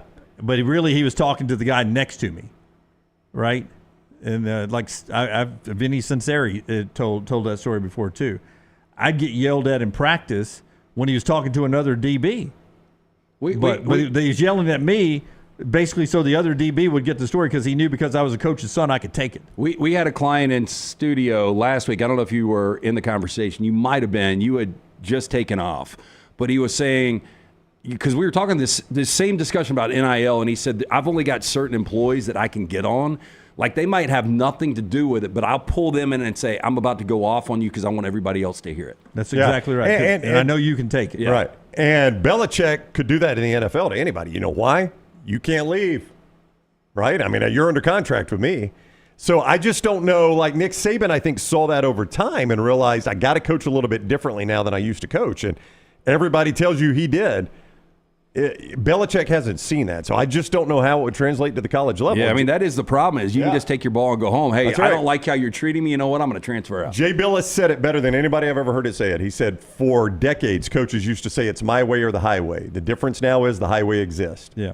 For years, the highway didn't exist. It's my way or the highway. There really wasn't a highway. I mean, you could. You had to sit out a year. You wasted so much time. Yeah. If you're going to be a future pro, that's wasted money. But now he says it's my way or the highway. The highway is got traffic on it, and you get the on-ramp, and you're gone. And that's just a different world. I don't know. Could Belichick do that? Now, a lot of people in the MyBookie.ag chat room are talking about what everybody around this is talking about. Is there speculation that Belichick is doing this to hopefully set his son Stevie up to be his replacement in North Carolina? Yeah, which would annoy the hell out of me if I'm a North Carolina fan. Me too. Like, first of all, we don't know how good your kid is. We don't know how good you are as a college coach. And what is your commitment? Is your commitment only coming in here to establish that he's going to be the next guy? I felt like Lou Holtz was doing that to South Carolina at one point. No, it was an agreed-upon deal. Yeah. It said they had an agreement. Now, it fell apart, but they had an agreement that Skip Holtz was the next coach. And I do think there were some hard feelings when that didn't happen. And sometimes I think it's good for the program, like Stephen and Bruce Pearl. Like, I think in Auburn basketball situation, Stephen Pearl transitioning to that spot would work. It never does, but it might. I really thought Murray to Gene would work too. Bartow here at UAB in basketball. It really didn't do the same as Gene did, but in UAB history, it wasn't as bad as we thought it was at the time. To me, it's Pat Knight. There's so much pressure on a kid when he takes over for a legend coach because everyone believes the only reason you got that job was because of your dad. Shane Beamer's doing it at a different place. He is. And Virginia Tech. I think that was very important. Look, I think Stephen deserves the opportunity. We all wish him the best. But there's going to be a lot of pressure on Stephen. Was the best one? Tony Bennett followed up Dick at Washington State, right? Am I right about that? No. Okay. No. My apologies. Yeah, because Dick retired from Wisconsin. I thought he retired from Washington State. I could be wrong. Anyway, did Tony not follow him at Wisconsin? No. Nope. Okay. All right. So it's really difficult. I can't think of a good example to be on the bench and take that job over. Yeah, I'm right. He was an assistant with his dad at Washington State, and then Tony Bennett took over in 06 at Washington State. Yeah. But that's when but I had to dig long and hard, Lance, to think of one that was just successful. But isn't that when his dad left to go to Wisconsin? Is that what happened there? No, his dad was at Wisconsin and finished up at Washington State. Okay. Yeah. And then Tony Bennett his became dad a good left coach. to take another job. He didn't retire, right? His dad left. Yeah. He retired. He left Wisconsin and retired at Washington State. Yeah, okay. That's a weird move, though, and I really don't even remember that. I remember Tony Bennett coaching there. I remember Kelvin Sampson coaching there. Yeah. No, he was 36 and 49. He actually was not very good at Washington State, but that's where he ended his career. He went from Wisconsin to Washington State, and then his son took over and actually did very well at Washington State. Elite Eight. Yeah, the difference there is Dick Bennett wasn't the legendary Washington State coach. Little Belichick, though, is what we're talking about, and he's where? He's at Washington, Washington, right? defense coordinator there. With the Huskies. So we'll keep an eye on that in North Carolina. Maybe that's the way to get him the job at UNC down the road. We'll see what Carolina does. That's a storyline to stay on top of. The show being brought to you by Dr. B. They've got LT and Brown's hair looking fantastic on a Tuesday. Yeah, Dr. B is the absolute man. We've talked about it before. If you start thinning out, look, unfortunately, guys lose a little confidence when the hair starts to go away, but it's not the end-all, be-all, because when I started my treatment with Dr. Beckenstein back in 2021. I do that non-invasive treatment 3 times a week, 30 minutes each time on the couch. My hair has more than doubled in thickness. Dr. B offers that Sensus transdermal infuser. This enables Dr. B to get various medicines and therapies into the scalp where the hair follicles are without using any injections. This is revolutionary as Dr. B can pinpoint delivery of a patient's genetically specific products without any needles. Call 205-319-0316. Book that consultation today. Tell them the next round sent you. For more information, t3hair.net. Before LT gives us the 4 downs, one note to keep an eye on. Arizona State is appealing that Simmons targeting. Shamir Simmons from Ashland, Alabama, by the way, who made that big hit on the quarterback. I watched that. I'm afraid that's not going to get overturned. Sometimes just a hard hit looks like targeting. Lance, that was about as hard a hit as you'll ever see on a quarterback. I mean, he blew him up. It did feel like helmet to helmet. It did, but sometimes it's just such a hard hit, you're like, it has to be targeting. Yeah. Now, is it very penal for Arizona State that he's got to miss the first half of a college football playoff game? It does. Should that be able to carry over? That's up for debate. I think that will be something that will be addressed. Yeah, I think it's got to be. And maybe they can correct it now in appeal. Maybe they'll say, okay, that's too big of a penalty for him to have to miss. Well, let's make him miss the first half of the first game next year. You guys help me out. The way we do it in the NFL is these guys get fined. We're getting correct. paid now. Yep.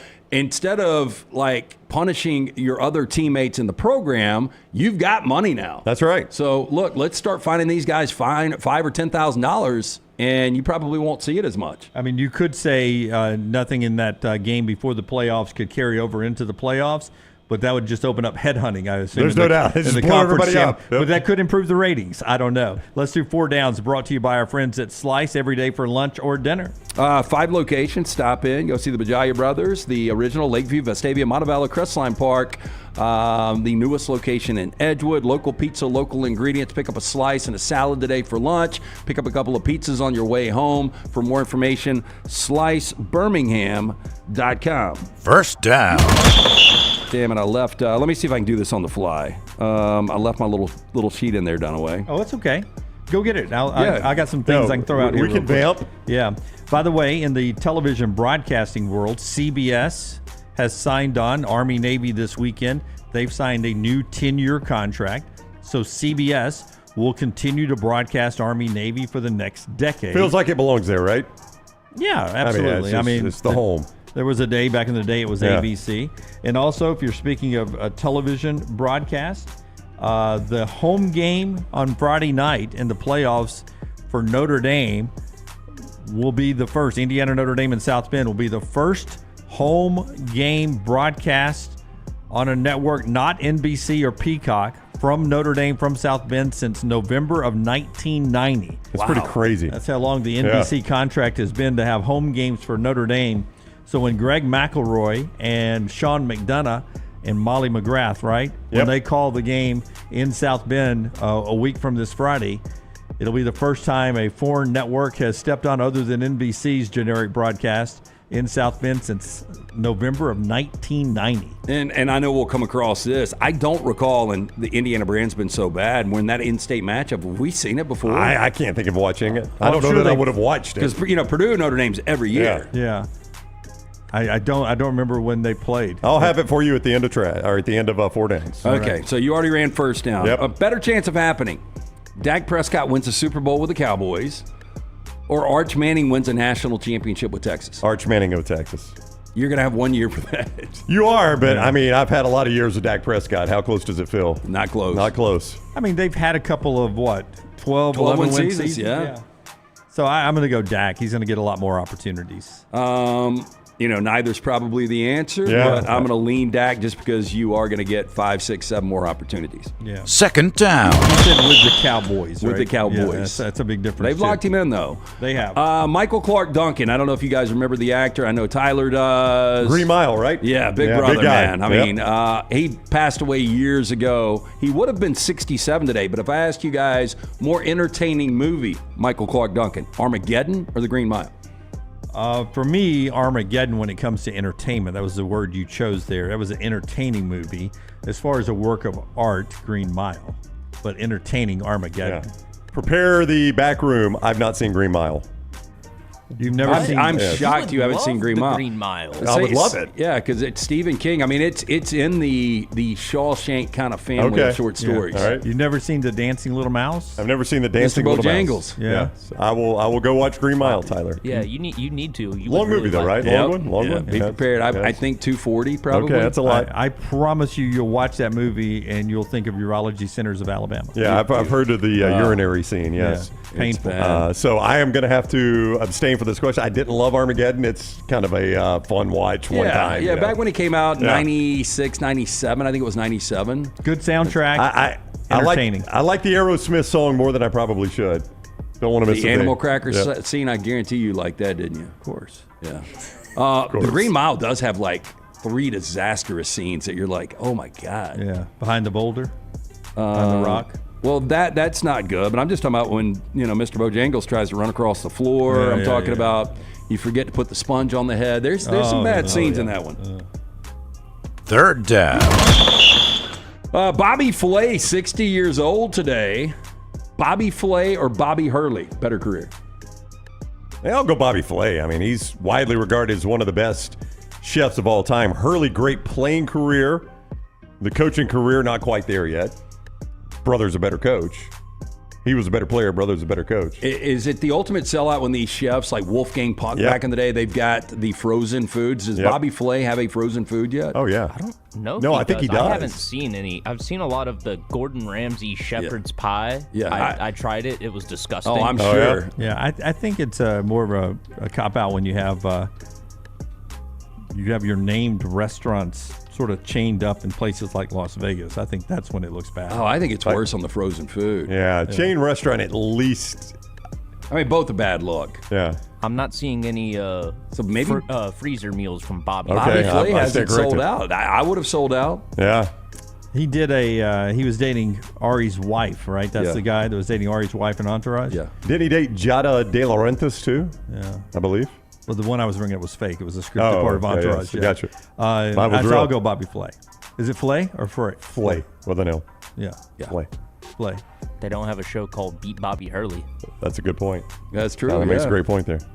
No, one time I wanted to in the 90s. Yeah, and who didn't?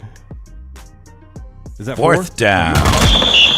Joe Burrow, 28 years old. Boy, what do you think he's doing to celebrate his Tuesday off? Not watching his defense. Better career. Somewhere he's going Tuesday. Ultimately, Joe Burrow or Joe Perry? Joe Perry of Aerosmith, guitarist. No, I was going to go lead singer. Never liked You were going to go lead singer Journey, weren't Journey, you? yeah. Steve Perry. Yeah. I am going to go Joe Burrow. Joe Burrow, better career. I'm going to go Joe Perry. I know you're not the front man, but still, that iconic band, I mean, for 50 plus years. Yeah, right around 50 years. One of the longest running bands. And I heard this, and I hate that I didn't, but it did push me to take Jack to see Metallica because I wanted him to make sure he saw them before they broke up. You know, when I heard that Aerosmith broke up is when I got those tickets. I always wanted to see them, and I heard even like in their final tours, they were so good. The residency in Las Vegas. Mm-hmm. Did you guys ever see them? I never saw them, and they're done now. There's no seeing them anymore. I'll go Joe Perry. And that's Four Downs, brought to you by our friends at Slice. Yeah, 5 great locations created by the late Jeff Lebby. His brothers Jason and Chris continue to celebrate his legacy. Stop in for the soul pie, the wing and a prayer, the hot mama, the spicy Hawaiian. You're going to love it. Local pizza, local ingredients. More information, slicebirmingham.com. We'll talk to Drew Butler, former NFL punter and Georgia punter, on the other side. The show being brought to you by our friends at the Pants Store. If you're an Alabama or an Auburn fan, get ready for the the holiday season, the great Christmas gifts from our friends at the Pants Store. You don't have to go to one of the 6 locations, but you can in Birmingham, the original in Leeds, Huntsville, Auburn, Tuscaloosa, just off campus there. For all the Alabama-Auburn gear, for the Roll Tide or War Eagle fan in your life, from brands like Gentile, Antigua, Cutter Buck, and Horn Legend, all the dresses for the ladies as well. They dressed ET and EG on game day throughout the season. Free alterations, free gift wrapping, and anywhere in the world, pantstore.com, pantstore.com. Take the next round anywhere you go with official Next Round gear. Buy yours today at nextround.store. The beauty of the holiday is at the center of your table with the New York Butcher Shop. Their selection of USDA certified Angus prime rib roast, beef tenderloins, and fillets, as well as premium pork and lamb cuts, are the finest selections available in the market and are hand-cut just the way you want. With side dishes handmade by their professional chefs, your holiday meal is complete. Visit one of their 2 locations today, in Cahaba Heights or off Highway 119 in Greystone. Place your order today. The New York Butcher Shop. Rare quality, well-done service. Hey, you. It's the holidays. Give cheer a lift. And at New Balance Birmingham, we got the gift. That holiday vibe? Find it inside.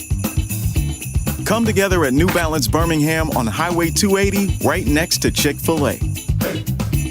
New Balance Birmingham, we got now. From the creators of The Next Round comes 2 new sites, covercrimson.com and thebarnauburn.com. 2 team sites with the same excitement and information-driven content that you get every day on The Next Round. Live daily shows, recorded shows, free of charge, plus premium content with insider information starting at just $1. And it's the perfect gift for the Alabama or Auburn fan in your family. CoverCrimson.com or thebarnauburn.com. Sign up today. Looking for a great place for that boring meeting? Leave the office and go to the Golfus. What about corporate events like board meetings, sales meetings, customer appreciation events? How about the Golfus? Watch parties for football and basketball, parties for birthdays or couple showers. The Golfus is a great place for those. The Golfus has Birmingham's best golf simulators and man caves in Vestavia on Highway 31, opening soon in Trussville and on Highway 280. Bring whatever you want to eat or drink, even bring your own clubs. Get out of the office. Go to the Golfus. Book your spot now at thegolfus.com. At Academy Sports and Outdoors, we believe the best holiday fun happens out there. On the driveway with a new basketball hoop, out back around the fire pit, or up in the deer stand. No matter your fun, we've got it. The right stuff at the right price. Academy. Have fun out there. Hey, let me tell you about our friends at Urology Centers of Alabama. Compassionate and comprehensive urological care with 35 physicians, 17 locations across Alabama. Their patient-centered approach to all of your urological needs. Remember, they've got that new men's health center. It is beautiful, helping men with a wide range of sensitive male issues in a comfortable environment. You can always go online, visit urologycentersalabama.com, schedule an appointment with one of their many urologists today. Hey, Lance Taylor from the Next Round to tell you about one of our favorite places for breakfast, lunch, and dinner. That is Hamburger Heaven since 1982. Hamburger Heaven has been serving Birmingham's best hamburgers, cheeseburgers, French fries, hand-spun milkshakes, and sandwiches made fresh to order. All of their ingredients are fresh and prepared daily. This includes their beef, always fresh, never frozen, hand-pattied each and every day. For breakfast, lunch, or dinner, visit any of the 4 locations, Highway 280, Irondale, Gardendale, and Homewood. You could win a Cadillac CT5 or your share of $25,000 in free play and cash at Birmingham Racecourse Casino. The more you visit, the more chances you have to win. Play the latest, most exciting games around with fun bonuses and big jackpots. You can be a winner too. Come win your share during the Cadillac CT5 and $25,000 giveaway at Birmingham Racecourse Casino. Drawings April 5th and 6th. Located off I-459, exit 31, Derby Parkway. Must be 21 or older, must be present to win. Take TNR on the go with a podcast built for your satisfaction. Miss Hour 1, find it in podcast form. Miss Hour 2, stream it now. Miss Hour 3, download it for later. Miss Hour 4, well, just know it's never coming back. Listen to TNR wherever you find podcasts.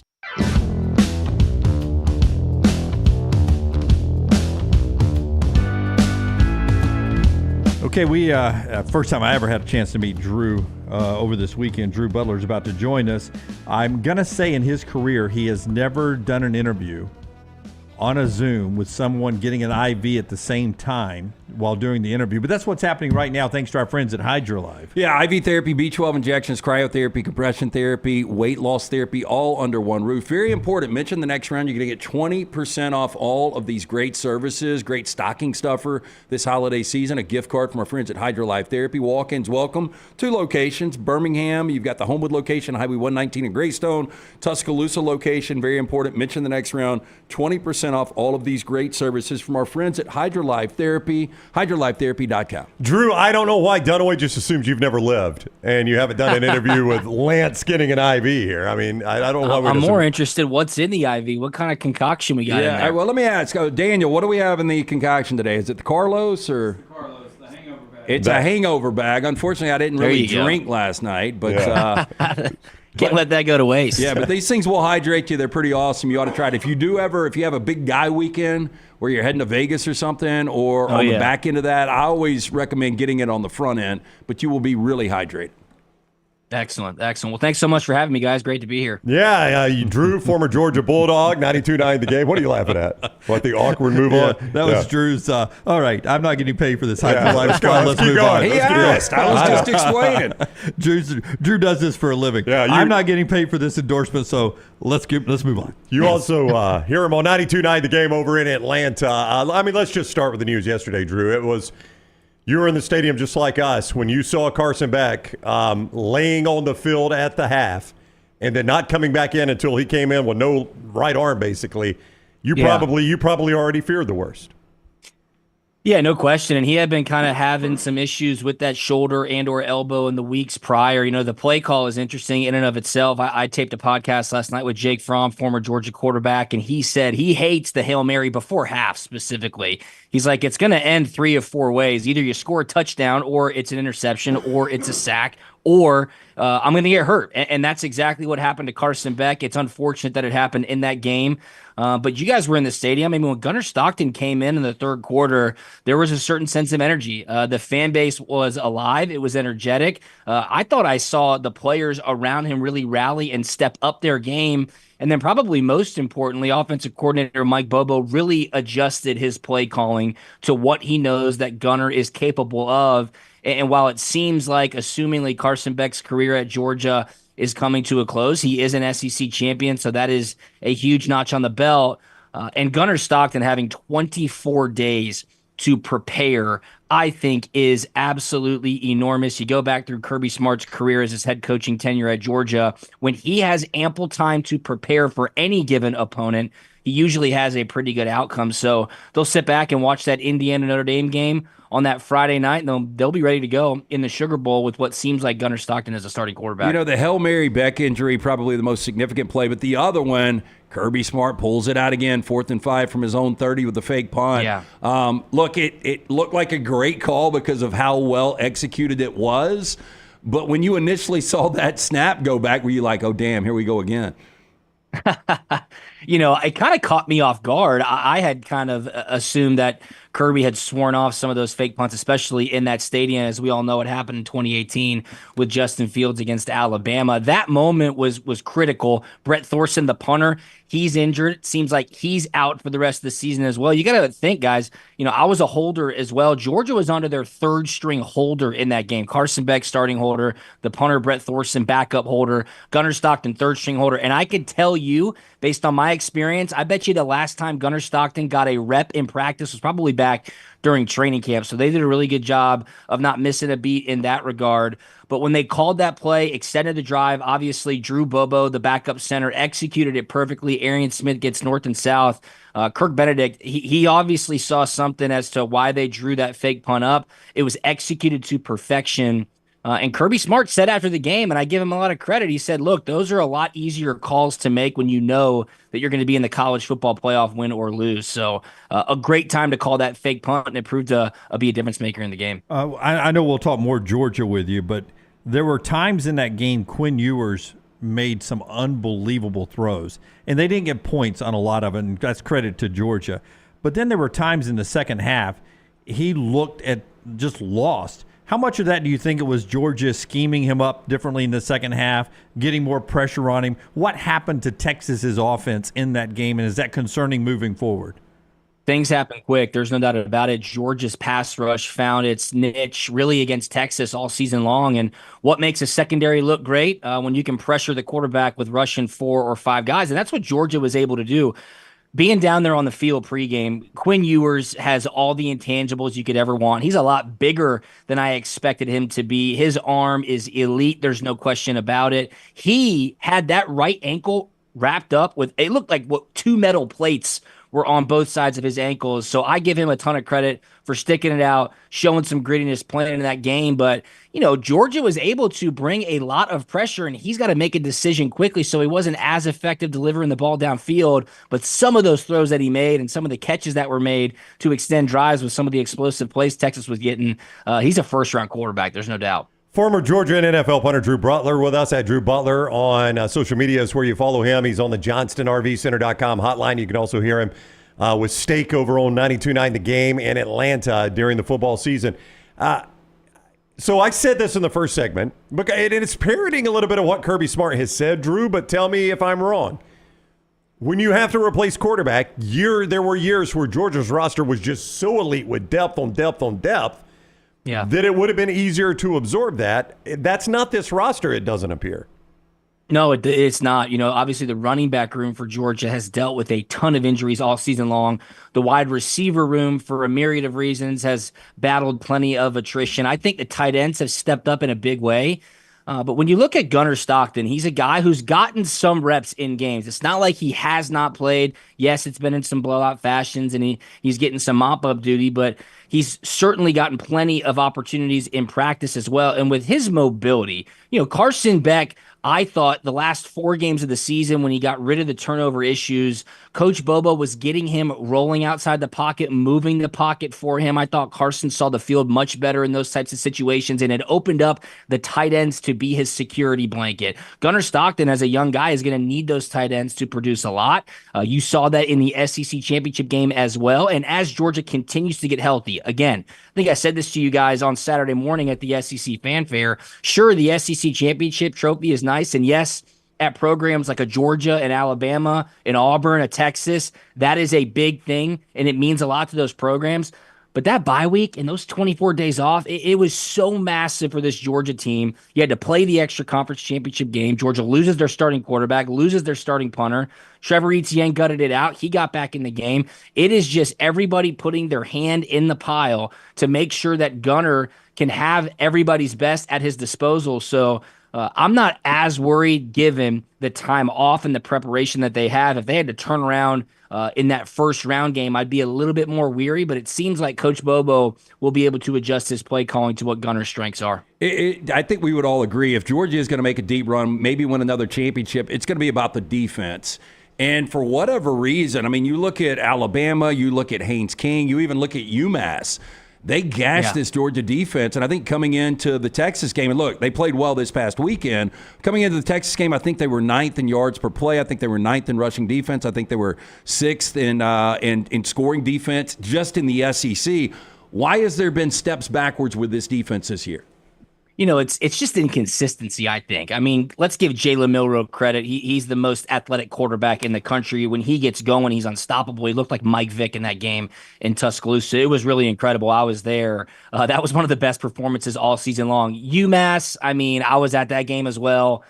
Whatever, right? Like they're a much lesser opponent. They were getting up to play that game. It was kind of a tweener game for Georgia in between Tennessee and Georgia Tech. Now, Georgia Tech really showed the blueprint as to how you want to attack Georgia's defense if you want to run the ball. Haynes King is athletic. I don't think you could put him in the same category as Jalen Milroe. I expected Texas to get Arch Manning in some packages that would have emulated what Haynes King was able to do to Georgia's defense. Let's give Georgia's defense some credit, though. They won the point of attack. They were extremely disciplined in their gap assignments, not only on the defensive line, but with the linebackers as well. And they rose to the challenge. I mean, Wisner ran for 186 against Texas A&M, and they did not have the same type of effectiveness in the run game as Georgia's defense. So while that has been a vulnerability, I think Georgia has certainly elevated their play in specific matchups. I would hope, though, instead of the opponent, whether it's Indiana or Notre Dame, trying to emulate what Haynes King did to Georgia's defense, I would hope Georgia themselves give some packages that Haynes King did to Gunnar Stockton, let him run the ball. I think that could be highly advantageous for the Dogs. Yeah, I was surprised Arch's role, too, was as a decoy wicket on one play, basically snapping between his legs. That was crazy. Georgia, Texas, Tennessee. You think compared to Oregon and the other teams, do you think the SEC can bring this home after you've seen the bracket laid out? You know, from being battle tested, I certainly do agree. I disagree with how the bracket is laid out in the sense that Arizona and Boise State get buys. I disagree in the sense that there is no reseeding. I firmly believe that the top 4 ranked teams should get the bye. The conference champions, if you are outside of the top 4, should be able to host in the first round, and then you reseed after that, just like every other sports league in our country, right? Like if 12 seed whoever wins that first round game, the 1 seed waiting as a conference champ, assumingly, should get the 12 seed coming to them, so on and so forth. I'm shocked as to how we're here now looking at the first ever 12-team playoff and how this is the format that got voted on and approved. It makes no sense to me, guys. With that being said, Georgia got a very favorable draw. Oregon got a horrible draw for being the number 1 overall team and the only remaining undefeated team in the country.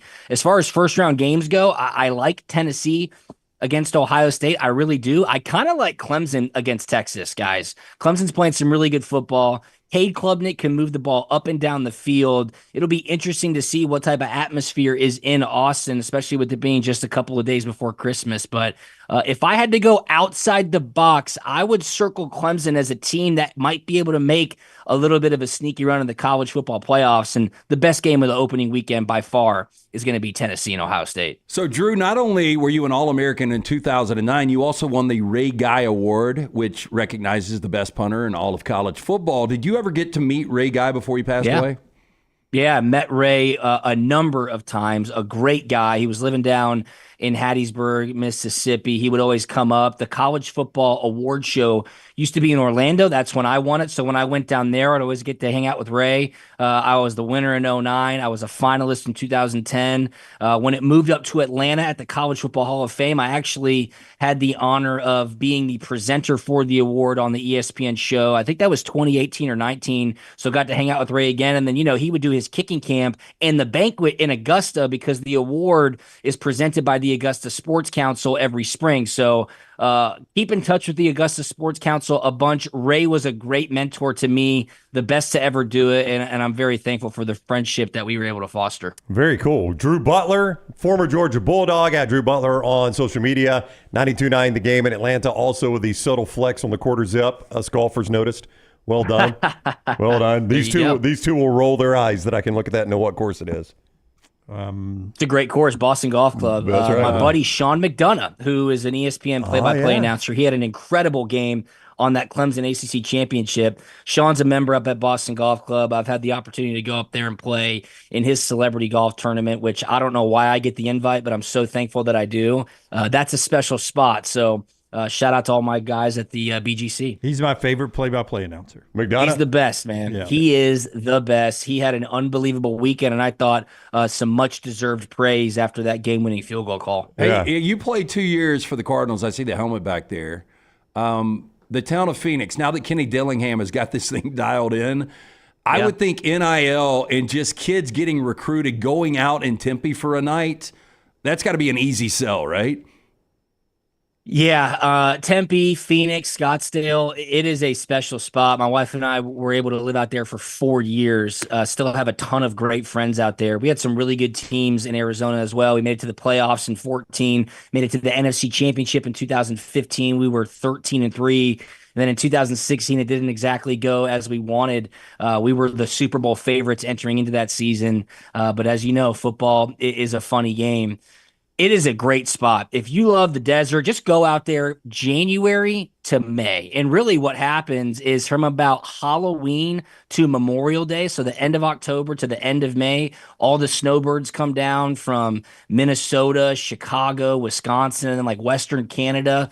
They all come down. The valley kind of comes alive. Arizona State, It's fun, and we used to have some fun on some Tempe nights. But shout out to Coach Dillingham. I mean, that's one of the hottest teams in the country right now. I was dead wrong in my prediction in the Big 12 title game. I thought Iowa State would be able to slow down Cam Scatterbo. He was unstoppable. I'm just a little worried that their long break might kind of take away some of their momentum, and they're going to get the winner of Clemson, Texas in the Peach Bowl right here in Atlanta. So I'm looking forward to that matchup as well. Drew, good to see you over the weekend. We'll do it again soon. Yeah, thanks so much, guys. Appreciate the invite. All right, buddy. We'll see you. Drew Butler with us, the former Georgia punter and NFL punter on the JohnstonRVCenter.com hotline. You can see America in an RV from Johnston RV Center when you visit one of their lots, I-65, exit 304 in Coleman, 334 in Decatur, always online at JohnstonRVCenter.com. Hey. Just real quick, how about travel trailers as low as $145 a month? Fifth Wheels, $45,000 and more in savings there at Johnston RV Center. RV warranty forever. Make sure you got a lifetime warranty on anything that is new or qualifying pre-owned. You can see everything I'm talking about at JohnstonRVCenter.com. JohnstonRVCenter.com. I got excited. I know, man. To tell you guys about Hemp Hill Services. Weather back in there. What are we getting to the high 60s today? Yeah, I know. It's wild. I'm in shorts. 68 today. I mean, absolutely freezing walking in here last week. But look, this is what it's going to do. It's going to fluctuate, go up and down. But the good news is you got our friends at Hemp Hill Services out there. Trust the name Birmingham has trusted since 1954. For all of your plumbing, heating, and cooling issues, call Adam, Chad, Andrew, the guys there. Hard to stop a train, 205-229-2090 or hemphillservices.com. Follow our folks at Cover Crimson and thebarnauburn.com on Portal News. According to the folks over at Cover Crimson, NC State wide receiver Kevin Concepcion is going to visit Alabama. Other schools that he or schools are interested in him, he's interested in them. Colorado, Auburn, Penn State, Kansas State, Alabama, and according to reports, he's going to put a visit in over at Alabama. I'll tell you one of the most interesting guys that entered yesterday, a little bit off the radar. If you watch that Georgia Tech game, Eric Singleton for Georgia Tech, number 2. He can play. He can play. That kid's in the portal. I assume is not playing in the bowl game here in Birmingham if he's in the portal. I don't know that. I'm just assuming it. I think that kid he'd fit a lot of offenses in America. We joked about T.J. Finley will be at his 5th school in 6 years. He's got a year of eligibility left somehow, and because he got a red shirt and a COVID year. But it'll be 5 different schools in 6 years. And as the Athletic writes so well, historians will remember him as a 2020 quarterback at LSU. Yeah, it's incredible. Because it's been so long ago, so many schools ago, historians will remember him. Our text thread, I think Forrester was the best when he put, get a job, man. Yeah. I just cannot believe the guy still has eligibility. It's amazing. I mean, I don't blame him, boy. Yeah. I would stay out of that work environment as long as you can play college football. Right. And from get a job category, Forrester, reports are Cam Rising not expected to be back at Utah. They're not saying he's done with football, but he's not expected to be back at Utah. Well, he barely played while he was there. Yeah, injured the last couple of years. Let's get to our spotlight today. It's brought to you by McCurry. Hit the open, and then Brandy will tell you about McCurry. The College Football Spotlight. McCurry Van and Car Rental. That is who gets you in those hard-to-find trucks, SUVs, passenger vans, easy to rent, in and out fast. Locations all over North Alabama, Athens, Muscle Shoals, Huntsville, 2nd Avenue Northwest in Coleman, Skyland Boulevard in Tuscaloosa. Reserve your rental today, 256-559-1003. That's 256-559-1003 or McCurryRentals.com. McCurryRentals.com. I was going to go some other route, not football, but it's football in the open, so I do have a football, and then I'll get to what I was going to do. In football, in the college football playoff era, which started in 2014, Oregon joins Clemson and Alabama as the only school ever to be number 1 every ranking of a season. Oregon has done that this year. Clemson did it, I think it was 2019 that they did it, and then LSU beat them, right? Yes. Alabama did it in 2020. Alabama's the only one to be number 1 in all the rankings and win the national championship. Oregon's trying to become the 2nd in the college football playoff era to do that. So Oregon has that possibility out there. In the next hour, do we want to make any predictions on how this bracket plays out? Yeah, because I'd like to know how many guys or how many of you guys think how many teams can actually win this of the 12 teams. Yeah. Okay, we'll do that coming up at the top of the hour. Here's here's what I was going to do until I realized the Open said college football spotlight. And I was joking with Forrester and Little T about this between the show because we didn't really get into the 15-year, $765 million contract Juan Soto got. By the way, if you want to know the difference between the Yankees and Mets now, reading the New York papers on how the Yankees got outbid by $4 million a year by the Mets, the Mets owner Cohen is a $21.5 billion billionaire, $21.5 billion. Hal Steinbrenner, who owns the Yankees, is $1.5 billion. That is barely a a significant billionaire. difference, yes. Now, he could get deeper into the billionaire pool when he sells the Yankees, if he ever does that. But it came down to this guy just says, I've got $21.5 billion. I'll just give you one of my $1 billion, basically. I don't need it. Unlike Shohei's money's all deferred, and they're basically using Shohei Ohtani now to pay for Shohei Ohtani later is what the Dodgers doing. None of this Juan Soto money is deferred. This billionaire just says, we'll pay him now. And here's the breakdown. It's $51 million a year. So next year, he'll make $51 million to play with the Mets. The second biggest baseball contract, Shohei Ohtani, will make $2 million to play for the Dodgers. Big difference there. Yeah, I would say so. Yeah. But for those of us that work for a living, and Brown, $980,000 a week is what he'll make. $140,000 a day for the next 15 years. $6,000 an hour for the next 15 years.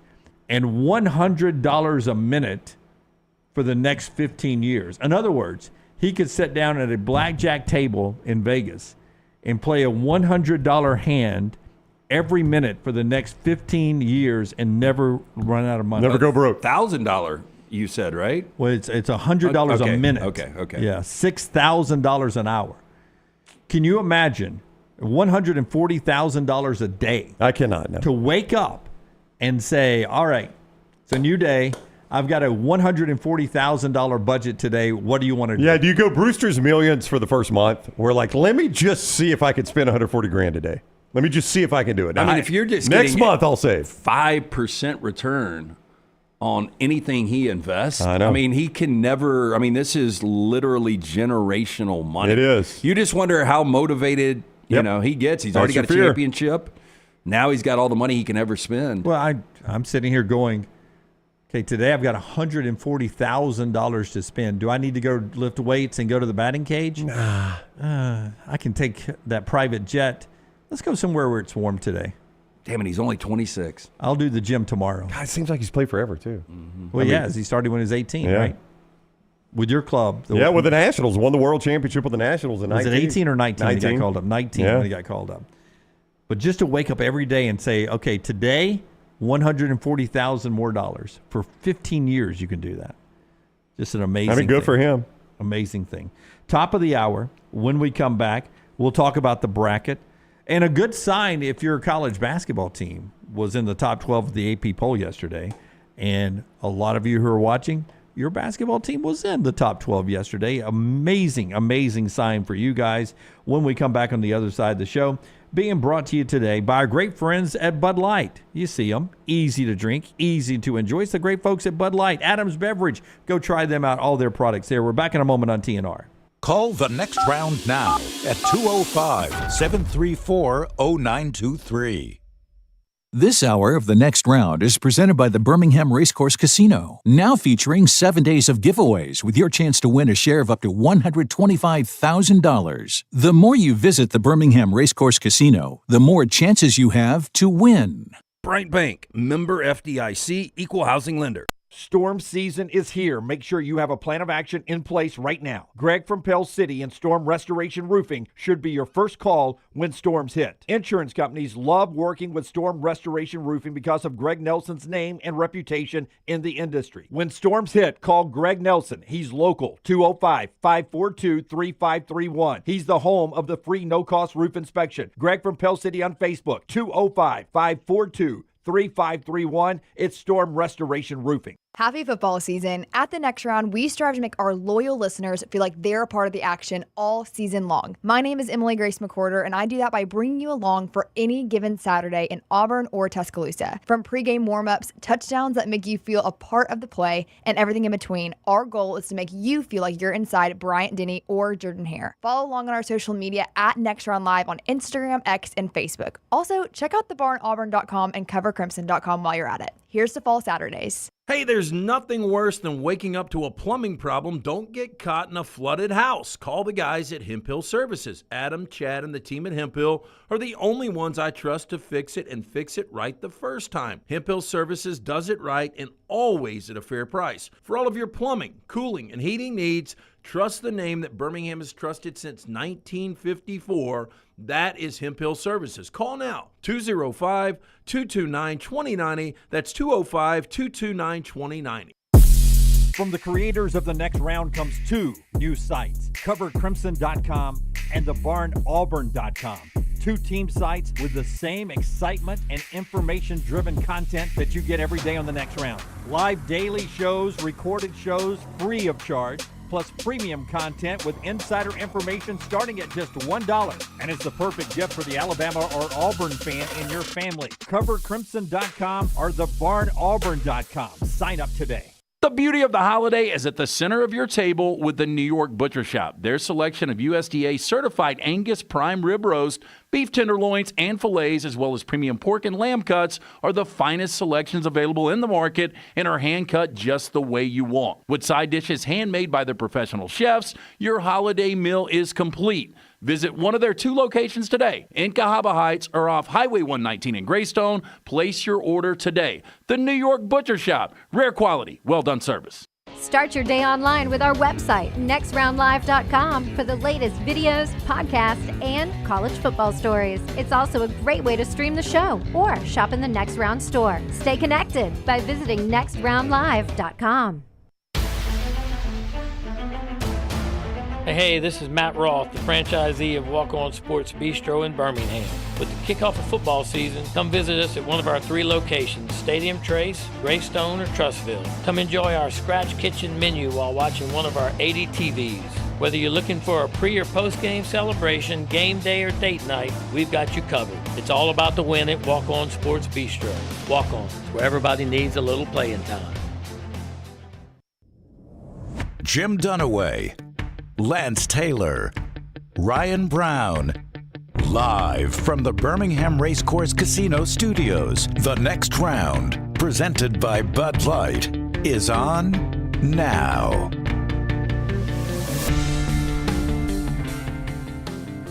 All right, we're going to talk brackets here in a second. But Little T just sent us something from Unnecessary Roughness. Now, she sent this because of the wonderful wording that you get in the social media world. This is Taylor tipping the cap to the folks at Unnecessary Roughness, the way they've sent this out. Game knows game. And Taylor's one of the best, if not the best, at what she does. And the folks at Unnecessary Roughness tweets this out. Bill Belichick has agreed to become the next head coach at North Carolina. We are currently waiting to find out if North Carolina agrees as well. I mean, so you get all the likes and retweets and all that instantly by saying Bill Belichick has agreed to become the North Carolina coach. Oh, we are waiting to see if North Carolina agrees as well. But what goes on here? This is the part I found interesting. Ollie Connolly reports that Bill Belichick actually handed North Carolina a 400-page organizational Bible with structure, payment plans, staffing choices, and plenty more on the organization he wants to set up. Now, remember, that was the Patriot way, right? The Patriot way was they gave Belichick total control until the end. Until the end, and once Brady was gone, then I think him and Bob Kraft might have gotten sideways before. But that's the only maybe dent in the legacy a little bit. It was always, is it Belichick, is it Brady? Most people thought it was both, and then Brady leaves and Belichick doesn't have success, and Brady did. I'm curious if Dunaway remembers this. Before the three of us were together, back when it was just AM 690, I guess, I can't even remember the timeline when Saban was hired. Were we already on FM when Saban was hired? I can't remember. No, we were 2007. Yeah. Is when he was hired. You guys didn't join me until late December of 2009. Yeah. That's right. So Nick Saban had just gotten the job. He had not been on the job long. It was still in December. And they invited Dunaway and I to come over. And they were like, we'll carve out 30 minutes, an hour, whatever you guys need. You guys hang out with Coach a little bit, just get to know him just a bit, and then do an interview for your show if you want to. You do whatever you want. If you want to talk to him off the record, just get to know him, do an interview for your show, whatever you want. So Dunaway and I load up and we go over there. And I don't know if you remember this, Jim, but we were in the conference room that was just off the coach's office, and stacked all around the table were these binders that were like that thick, and all of them had the Dolphins logo on them. I mean, like everything had come from the Dolphins. And I joked with him about, I'm a Dolphins fan. And he basically said, I can't remember the phrase he used, but he essentially said that is our organizational Bible. Yep. It wasn't that same phrase. It wasn't organizational Bible, but he called it something. And he's like, I've used it everywhere I've been. We had it at LSU. I've had it at Miami. We'll have it here.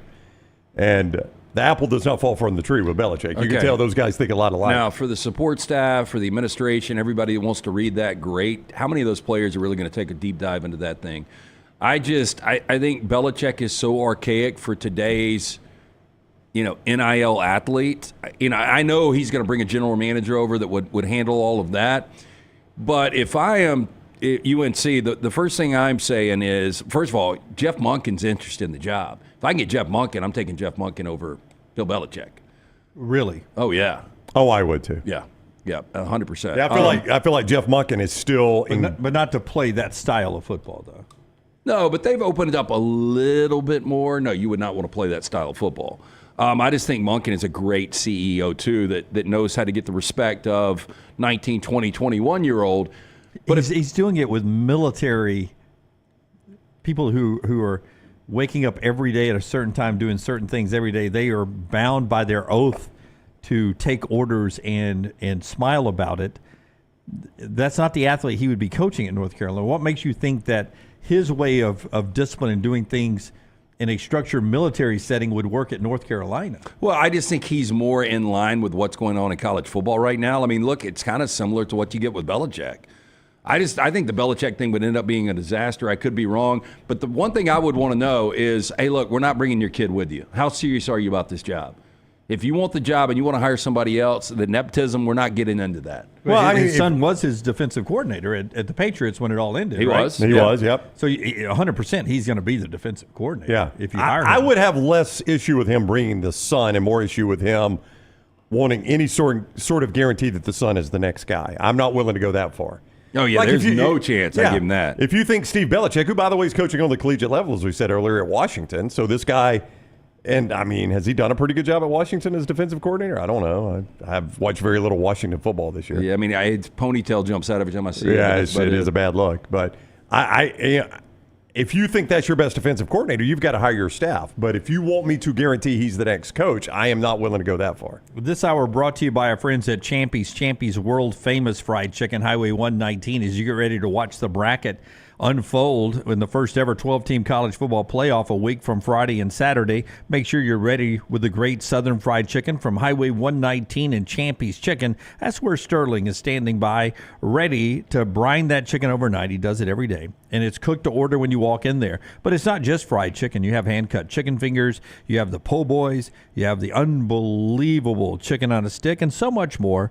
The Mississippi Delta recipe tamales are to die for, as well as Champy's Chicken, champyschicken.com, Highway 119 in Alabaster for over a decade. Also by our friends at Gray's Tree Service. Gray's Tree Service, you'll hear us raving about these guys over the last couple of months. They came out. I had the 4 dead pines. They had to extract that. Brown, I didn't know what you got taken out. Well, it was a pine that, used to be standing straight up, very high and proud, Lance, but it started leaning, became a big issue, and a storm made it a bigger issue. So they came and cleaned all that up. Yeah, the one thing you don't want to do is take an axe outside like Dunaway did, you and the old man with the chainsaw. Yeah, and a rope and a ram truck. No, all that. No. Yeah, you need to get the professionals to do it. Family owned and operated for over 25 years right here in Birmingham. They are experts in high-risk tree removals, trusted by nearly every golf course in town at the Birmingham Zoo. There is no competition. Call 205-281-6100. Tell them the next round sent you. You can scan that QR code or just visit graystree.com. The Eddie Robinson Coach of the Year finalists just announced. Stop me if they don't belong on this list, and stop me if they're not in the playoffs. Shane Beamer, South Carolina. He's not in the playoffs. Not in the playoffs. Does belong on the list. Does belong on the list. Yep. Kirk Cignetti, Indiana. Yep. Spencer Danielson, Boise State. Yep. Kenny Dillingham, Arizona State. Marcus Freeman, Notre Dame. Dan Lanning, Oregon. Rhett Lashley, SMU. Kirby Smart, Georgia. Jeff Monken, Army. Those are the finalists for the Eddie Robinson Coach of the Year award. It's going to be one of two. It's going to be Dillingham or Cignetti. And I keep hearing people, but man, this Arizona State thing is amazing, which it is, but just as amazing as Indiana. Like, I've seen Arizona State in a big-time game before. Now, I got to go back to 1996 when I saw them in the Rose Bowl, but I have never seen Indiana in a big game in my life. I have not either, Lance. I can't remember the last time, one of our guests over at SEC Fanfare, when we were hosting the stage, was Missouri quarterback Chase Daniel, and he was talking about that year where they played Kansas. He's a shorter guy than you would think, right? He is. Didn't you think that too, Dunaway, that Chase Daniels was a little shorter than you would think for an NFL quarterback? Chase Daniels was, but not as much as Rex Grossman. Rex Grossman was really short. Yeah, much shorter than I thought too, Rex Grossman. Yeah. Like, both those guys are 6 foot. Oh, I'm not even sure either one are 6 feet. Now, Vince Young, much taller than I thought. Vince Young was taller. Yeah, he's a legit 6'5". Oh, yeah, 100%. Auburn Big star guy. Marcus McNeil. Massive. Should have played basketball. Yeah. So your point on Indiana. My point on Indiana was, my point on Chase Daniel was we saw that Missouri-Kansas game, and we thought, boy, that's one moment in time when Missouri and Kansas are playing a big game, right? I've never seen that from Indiana. At least I've seen it from Kansas. Yeah, which, and I think you might vote Dunaway, but I would go Cignetti based on the fact that, look, Dillingham's done a great job, but he's 34, probably has other opportunities. This Cignetti thing at 63 years old, to take Indiana and have them with only one loss in the college football playoff, I mean, that is... both stories are incredible, but I think Indiana a little bit more. I'm not sure Cignetti's going to be one and done in this playoff either. I think he wins one game and he stamps that, okay, you may bang our strength of schedule, but we just got in the playoffs and we won a game. I think that answers a lot of questions if Indiana is able to win this thing. Kenny Dillingham talking about Arizona State just being in this playoff and what the next month will mean for his program.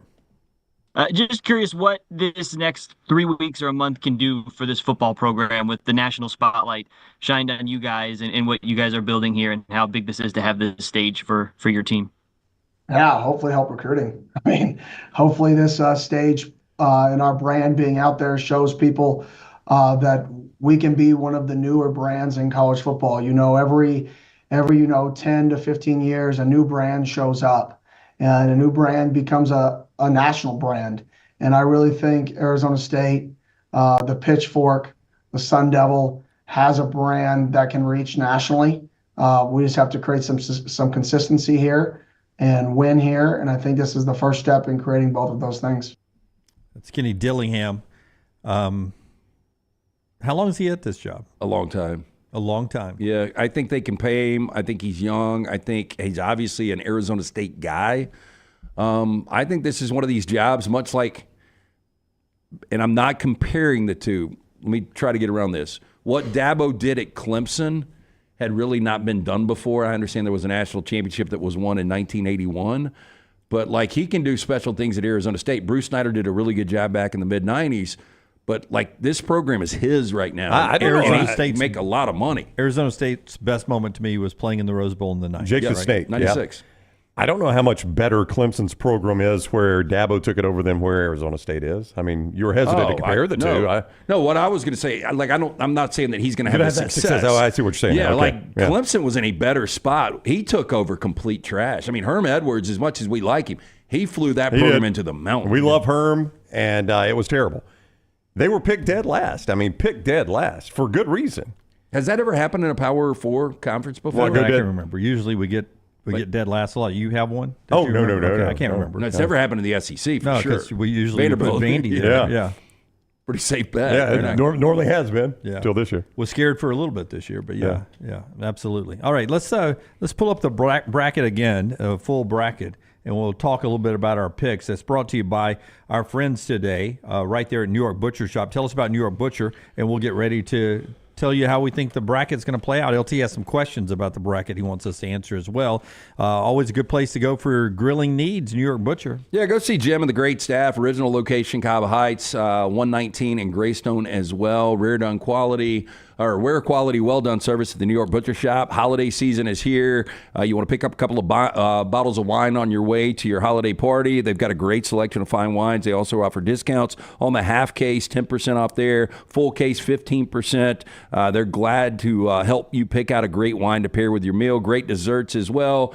But any of the meats, from the certified Angus prime beef tenderloins, the prime rib roast, the Duroc pork rib, and you can get just other great things. Like we did spaghetti and meatballs last week from the New York Butcher Shop. Get in, see Jim, all the fine folks there.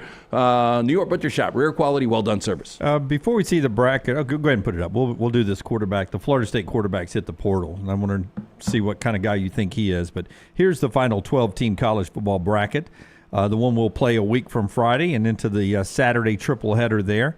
You had a couple of questions you wanted to ask, LT. One of them was the teams we think actually can win a national championship. Yeah, you've got 12 teams, obviously, in this. I want to know of the 12 because I thought it was interesting, and I haven't read the article yet. Bill Connolly went back and ranked every team that has been in the postseason since 2014, and I think 3 of his worst ever at the top of the list are from this bracket. Yeah.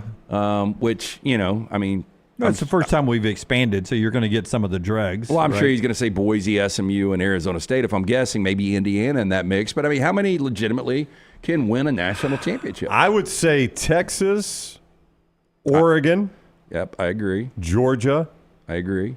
And this is going to be a difficult needle to thread for me. I think Tennessee could beat Ohio State, but I'm not certain Tennessee can win 4 games, but I think Ohio State could. Yeah. So I think I would go Ohio State. I can't see Nico winning a national championship. I think there's only 4 teams. I can see that defense and running game. I think there's 4 teams, and I think they're all in the top half of the bracket, which gives them better odds. Texas, Tennessee, Ohio State, and Oregon. That little, if you're playing connect the dots there, right there in the 3 teams in the first round, and then Oregon there. And I feel good. One of those 4 teams plays for the national championship, so I get 60 minutes. Who was the one at the bottom? You guys? Georgia. Yeah. I'm not sure Georgia can do it. Well, I mean, that's the problem. How good can Gunnar Stockton be? Yeah, but somebody's got to come out of that part of the bracket. Who else do you have faith in? Notre Dame, if they can beat Indiana. I have faith in Georgia. I have faith in Georgia, but then when they get there, I like one of the top teams to beat a wounded Georgia team. Yeah. But at that time, I mean, Stockton got a full half against Texas. Yeah.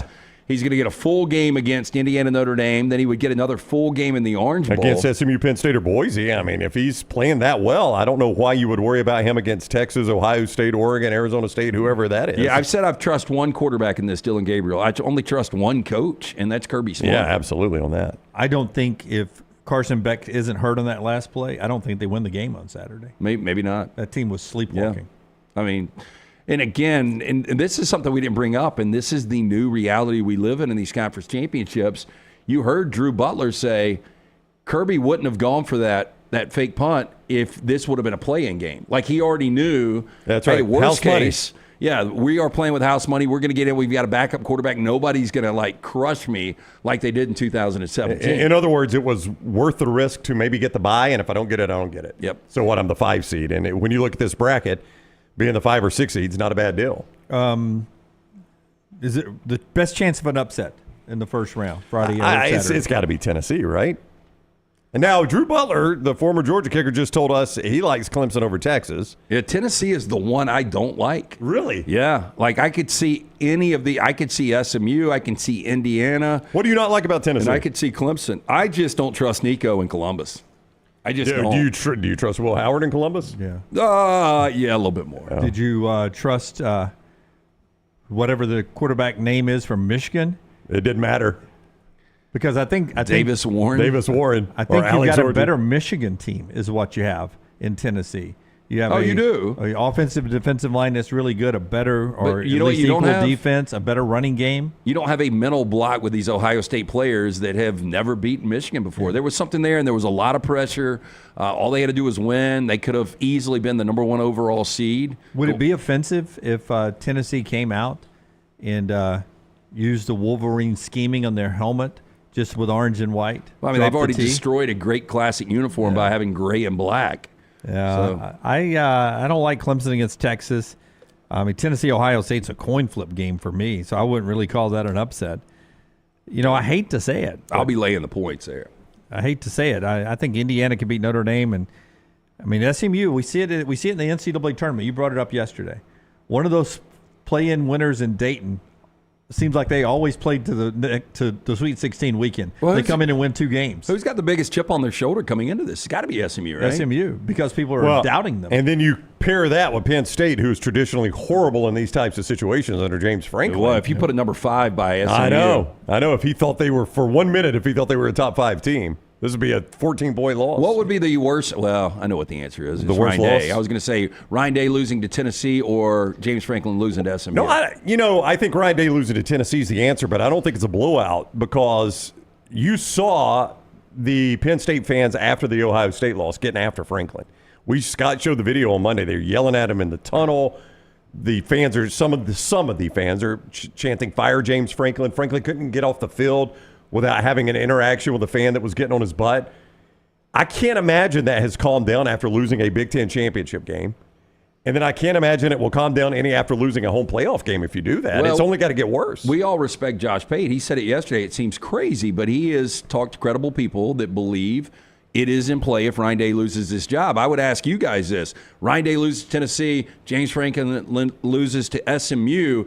If you could fire one of the two, it would be Franklin, right? Franklin would deserve to lose his job over Ryan Day. If one of them had to go. Yeah, I don't think either should go. Now, the James Franklin thing is going to become a tired act. It is, but we've talked about this ever since they announced this 12-team format 2 years ago, that just being in this thing is going to save jobs, just like the NCAA tournament. In Ohio State's case, they've underachieved to this point. You're talking about this year. This year, but it's going to save jobs in the future. Just making this 12-team playoff will save some jobs. And James Franklin, as much as he got booed and yelled at and all that, you still look here on Selection Sunday, we're hosting a game. We're in the NCAA tournament. He'll probably get a contract extension out of it, the way it normally goes for Franklin. Yeah, but old school Penn State fans have got to be like, okay, you sneak in when we get to a 12-team playoff. For Ohio State and Ryan Day, say what you want. He's lost 4 consecutive to Michigan. The guy has played for a national championship. He should have won one. It was his fault, the way he called that game down the stretch in 2021. Against Georgia? But Yeah. he's won some big games at least. Our show being brought to you, a couple of more sound bites you'll hear here, what Rhett Lashley is saying about his SMU team being underdogs, and Kurt Cignetti about the matchup with Notre Dame after Brownie tells us about our friends at A+. A+ Tile Home Remodeling. It is who redid the master bath in the Brown house. When it came time to redo our master bathroom, my wife, Jennifer, jumped on the internet, started scouring that internet, looking for the right person for the job. She talked to certain contractors, people that had used certain contractors. She read reviews. She picked Brad Bell, A+ Tile Home Remodeling. I am thankful she did because Brad did tremendous work for us. He specializes in master bath, kitchen, and master bedroom closets. That's his specialty. It's not to say it's all he does, but it is his specialty. Master bath, kitchen, and master bedroom closets. You can see more at aplusbathandkitchen.com, aplusbathandkitchen.com, or just call Brad and get him to come out and do evaluation for you. 205-422-1758. That is 205-422-1758.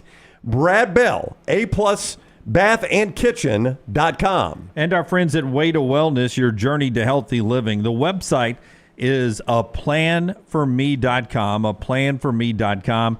That website will take you to Way to Wellness. You see it on your screen, and you'll find out everything you need to know. I'm not going to bore you every day when I lose a pound or anything, but I am down 3 since I went back and started the program last Tuesday. What's the weight today? 197 today. Wow. That tells you how high I got up since the start of last summer. I got up to an even 2 bills. Heavy. 2 bills. 197 today, and I've got to pair it off. I promised EG that I will not ruin any more of her photos with my big belly. That's the plan. I'm sure that meant a lot to EG. Yeah, she was like, I don't even know who you are. Yes. Medical weight loss supervision, they'll do that. The injection therapy's there. Meal replacements, what I'm doing there. Board-certified medical professionals to help you every step of the way with our friends at Way to Wellness. No contract, no sign-up fees, first consultation free. The website, planforme.com, planforme.com. Rhett Lashley on making the playoffs and strength of schedule, the way he sees it from his perspective as an underdog in this thing now.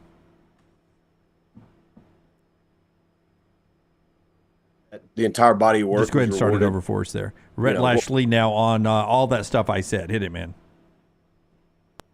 We're very grateful, very, very excited that the entire body of work was rewarded.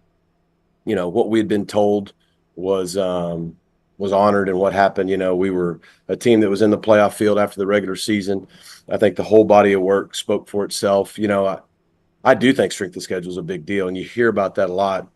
You look at our non-conference strength of schedule, I think we did pretty good. I mean, we went on the road in our first game, and then we played BYU, a 10-win team at home. We played TCU, an 8-4 team out of the Big 12.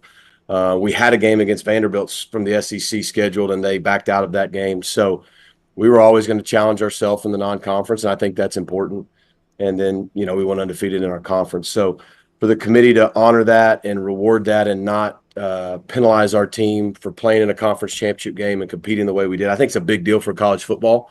I think it's a big deal for the survival of the championship weekend, which I think is important. And, you know, and I think our team in the fourth quarter showed the country that we're a team that is capable of making noise and winning games and advancing in the playoff. Boy, that Vandy game would have been interesting. Maybe that has come up this year. I guess I missed it.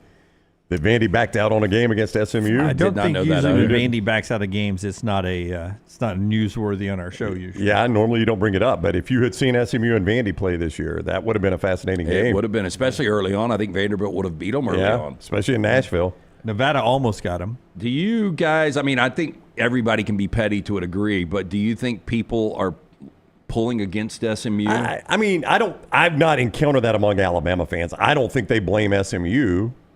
Most Alabama fans I talk to blame Alabama. Right. Well, they should. I would love to see SMU win this game, and then I know a lot of people are going to be different than this. And SMU, Boise, one of those two teams is going to get to the semis. And the Alabama fans that are not willing to blame Alabama blame the committee. I don't think anybody blames SMU. They just did what they're supposed to do. Yeah. They went out and played games. Unlike the NCAA tournament, though, I'm not cheering for upsets in this. You want blue bloods. Like Thursday, Friday of that NCAA tournament, man, I am upset central. Give me all of them. Yeah. I eat it with a spoon.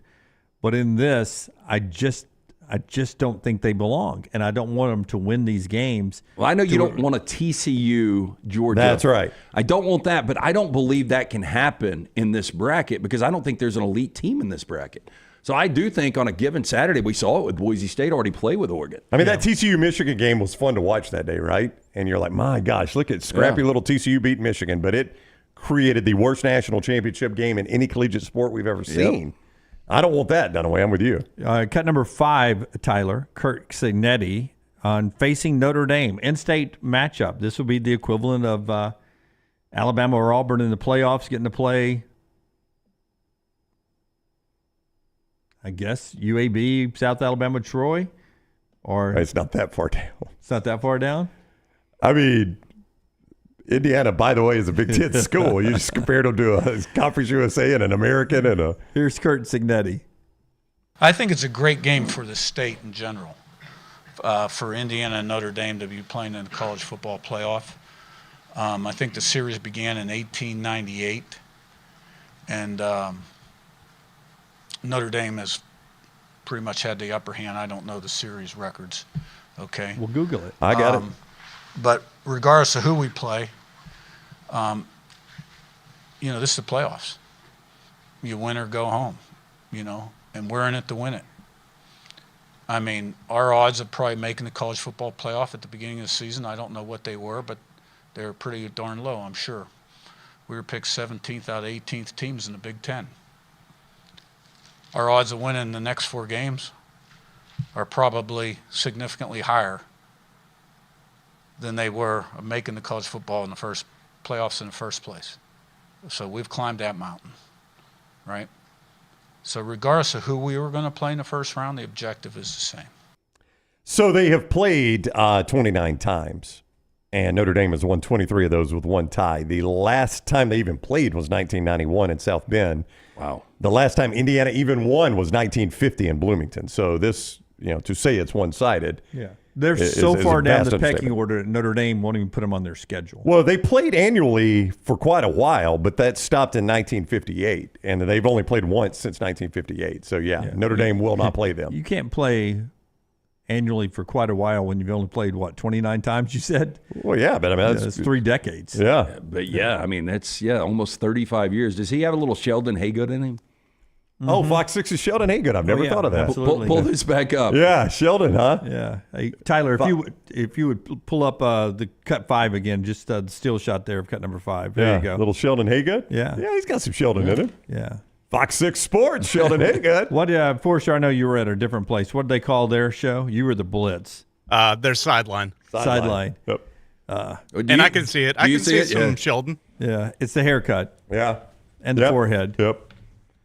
Get in $791 for that one. That's dropped a little bit. Yeah, it has, and that's a lower level it's upper level. I'm sorry, upper level. Get in. That would be. I know you guys would go to Columbus for Tennessee, Ohio State, but that would be the game I would go to if I could go to one in person. And you say that's a terrible stadium. It is a terrible stadium, but I just think there's something about this matchup. I was excited to go there for Alabama Notre Dame. I was going to go. There were a lot of that ticket. You talk about this ticket being big in state. That ticket was going to be massive because I've talked to a ton of Alabama fans that were going. Oh, they were going to go. There's no doubt. And the ratings would have been through the roof. Yeah, I think you would have seen extra flights going into Chicago. No doubt. You would have seen chartered buses going from Chicago over to South Bend. Your Ohio State Tennessee get in is only $266. That is not bad. I mean, that's probably face value if I had to guess. Pretty big stadium too. Pretty big stadium. All right, trash coming up on the other side of the show, being brought to you by our friends at Champy's World Famous Fried Chicken. Go and see those fine folks at Champy's Chicken. I tell you what, let's pause the run to break here.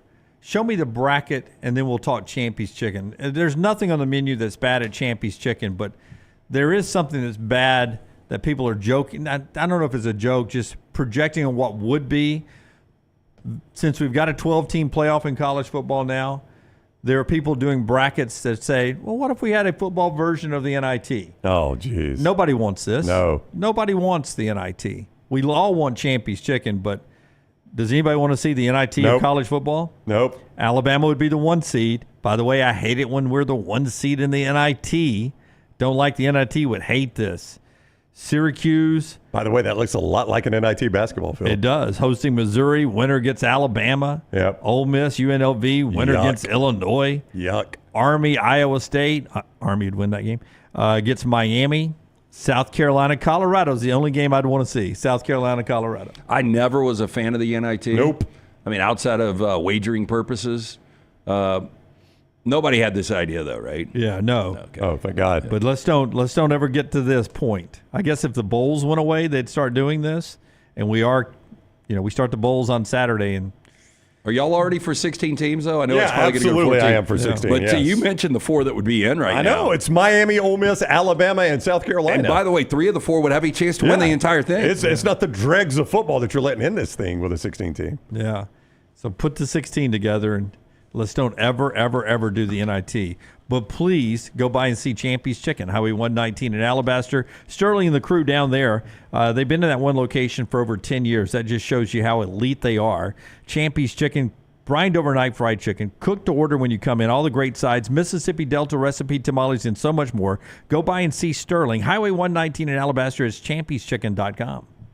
Everything Next Round is on demand now in the podcast section at nextroundlive.com.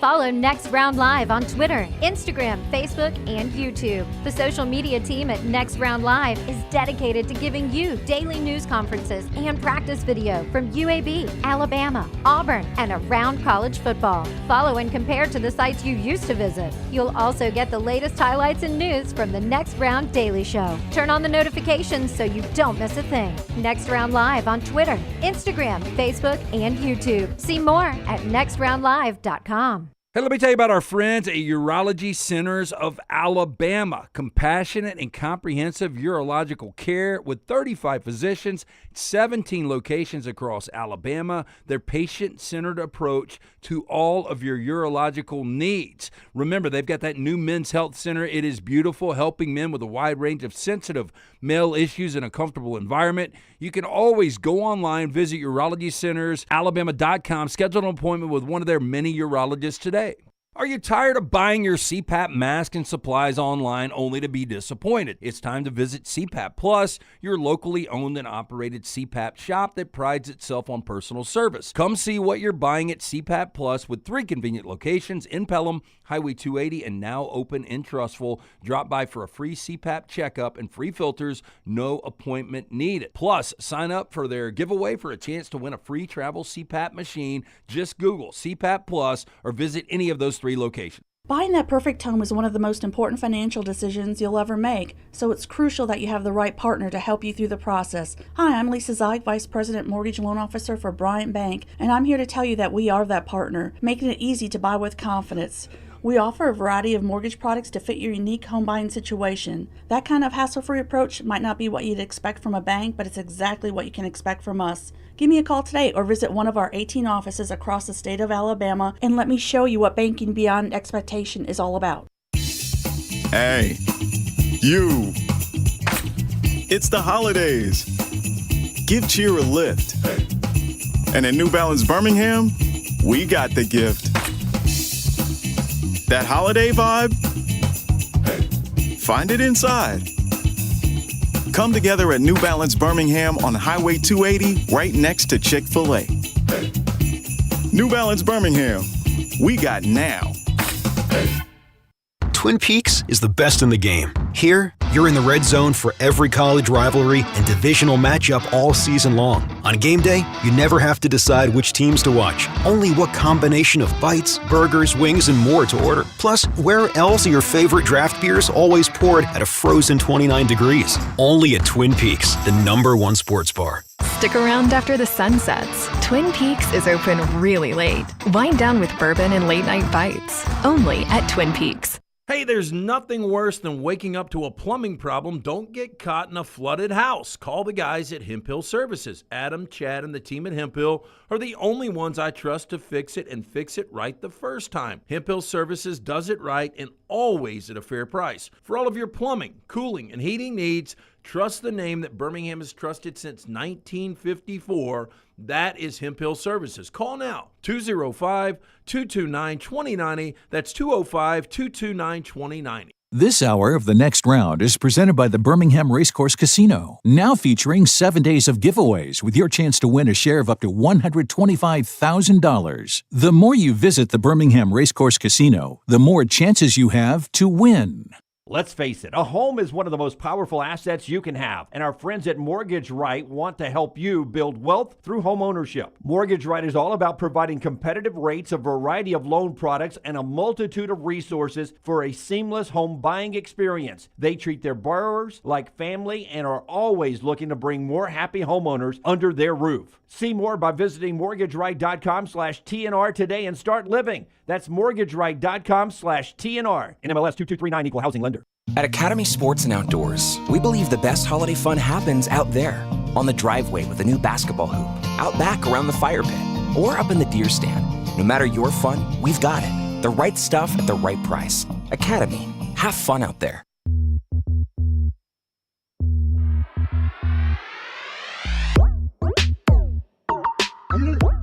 Trash in just a second. Basketball tonight.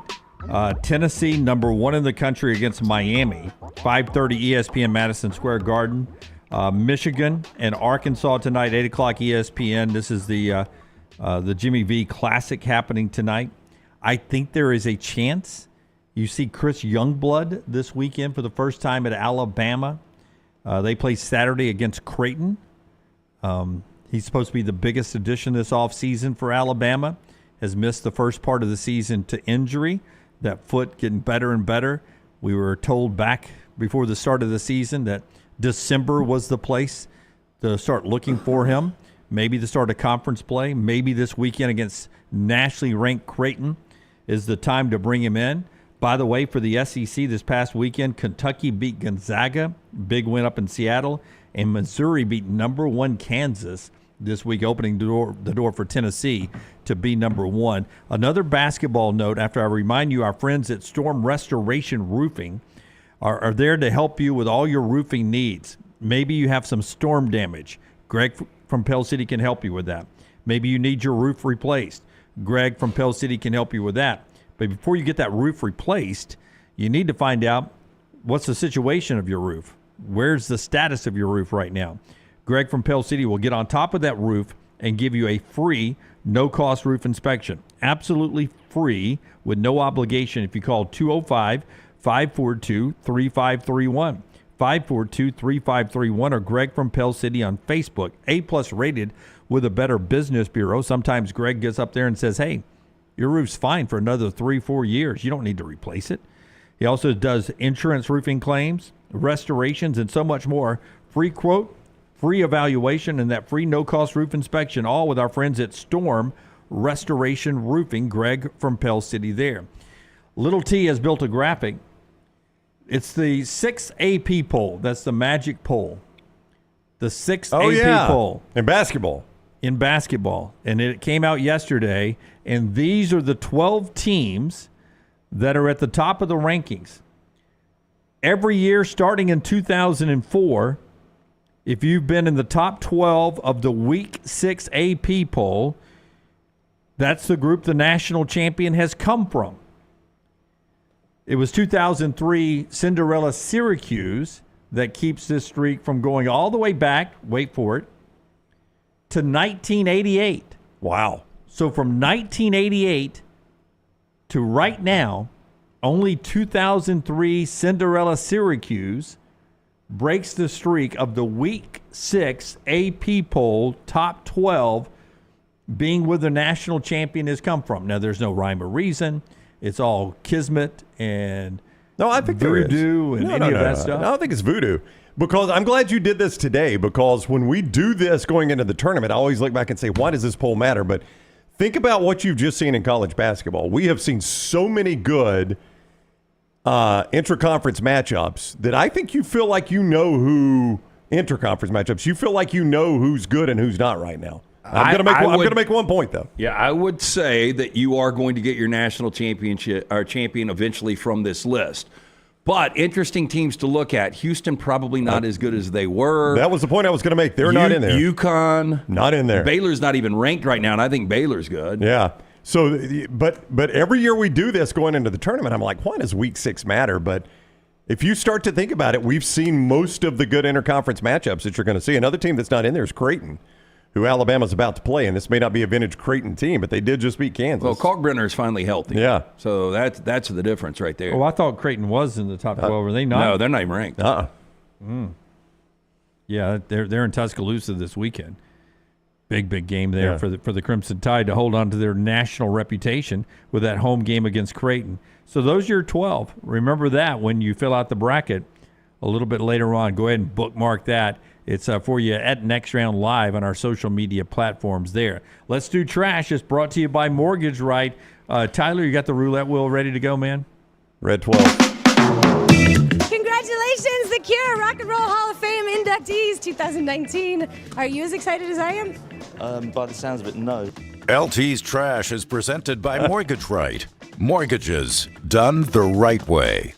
If you are looking for a new home, our friends at Mortgage Right here to help. Whether you're a first-time buyer or a seasoned home buying veteran, their great service and low rates make the process easy. Speaking of veterans that have founded right here in Birmingham, so remember, whether you're looking for your final home, your first home, whether you have a big down payment or need 100% financing, Mortgage Right, one-stop shop for mortgages. Visit them online, mortgageright.com. Call 205-900-7200, NMLS 2239, Equal Housing Lender. So a musical inspired by viral Olympic breakdancer Ray Gunn. I have no idea who this dude is. You guys? It's a girl. It's a girl. Yeah, she did the kangaroo dance at the Olympics. She did breakdancing. 0 points. And it was so bad it was good. Okay. I think we showed it to you when it was happening, and then somebody scored an NFL touchdown and did it as well. That's right. Yeah, it became kind of an internet meme. Oh, yeah. Somebody was on their head, right? That's a different one, but yeah, somebody did stand on there. She did not stand on there. This is her. She did like weird. Yeah. She was not good. Okay. But it was so bad it became good. Well, it was shut down hours before it was due to open on Saturday after lawyers representing the athlete threatened legal action, the show's creator said on social media. Steph Broadbridge, an Australian comedian who wrote and intended to star in Ray Gun the Musical, said in a video posted on Instagram, the breakdancers, quote, attorneys got in touch with the venue and threatened legal action. In its debut performance at Sydney venue Canellis, the parody musical intended to retell the story of Australian breakdancer Rachel Gunn, widely known as Ray Gun, whose performance at the Paris Olympics spawned countless memes on social media. Quote, they were worried I was damaging her brand, which I could never do, said Broadridge. They were very concerned that people would think that Rachel Gunn was affiliated with the musical. I want to assure everyone that she will not be part of the show. She's very welcome to come. I would love to see her. Now, Broadridge said that anyone who bought a ticket would be refunded their $10 Australian dollars, or equating to $6.45 here in the U.S. Proceeds from the event were originally intended to be donated to the Women's and Girls Emergency Center. I'm going to say now, I don't know how Australian law works, but your issue here in the United States is using her actual name without her approval is probably going to be an issue. Dude, I hope I have not done it again. I broke this wrist years ago riding a mechanical bull. And you rode a mechanical bull last night? As one does. I did something just about as dumb. Very, very urban cowboy in that circle. But the way I finally knew that I had broken the wrist is every time I would throw a piece of paper back in the day, like to a trash, it would just kill.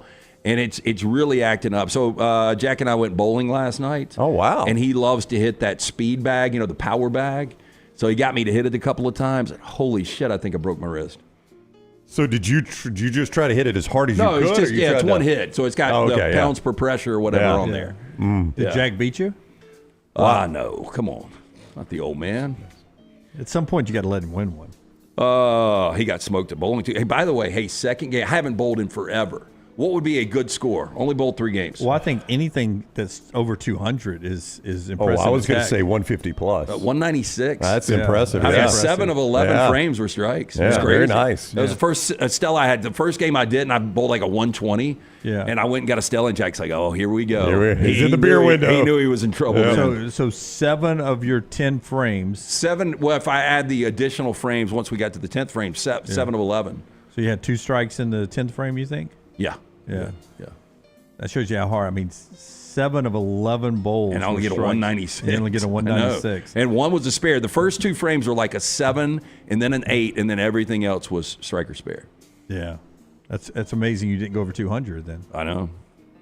Hard to do. Anyway, this musical also has songs like You May Be a B Girl, but You'll Always Be My A Girl. Oh, yeah. I'm Breaking Down is another one.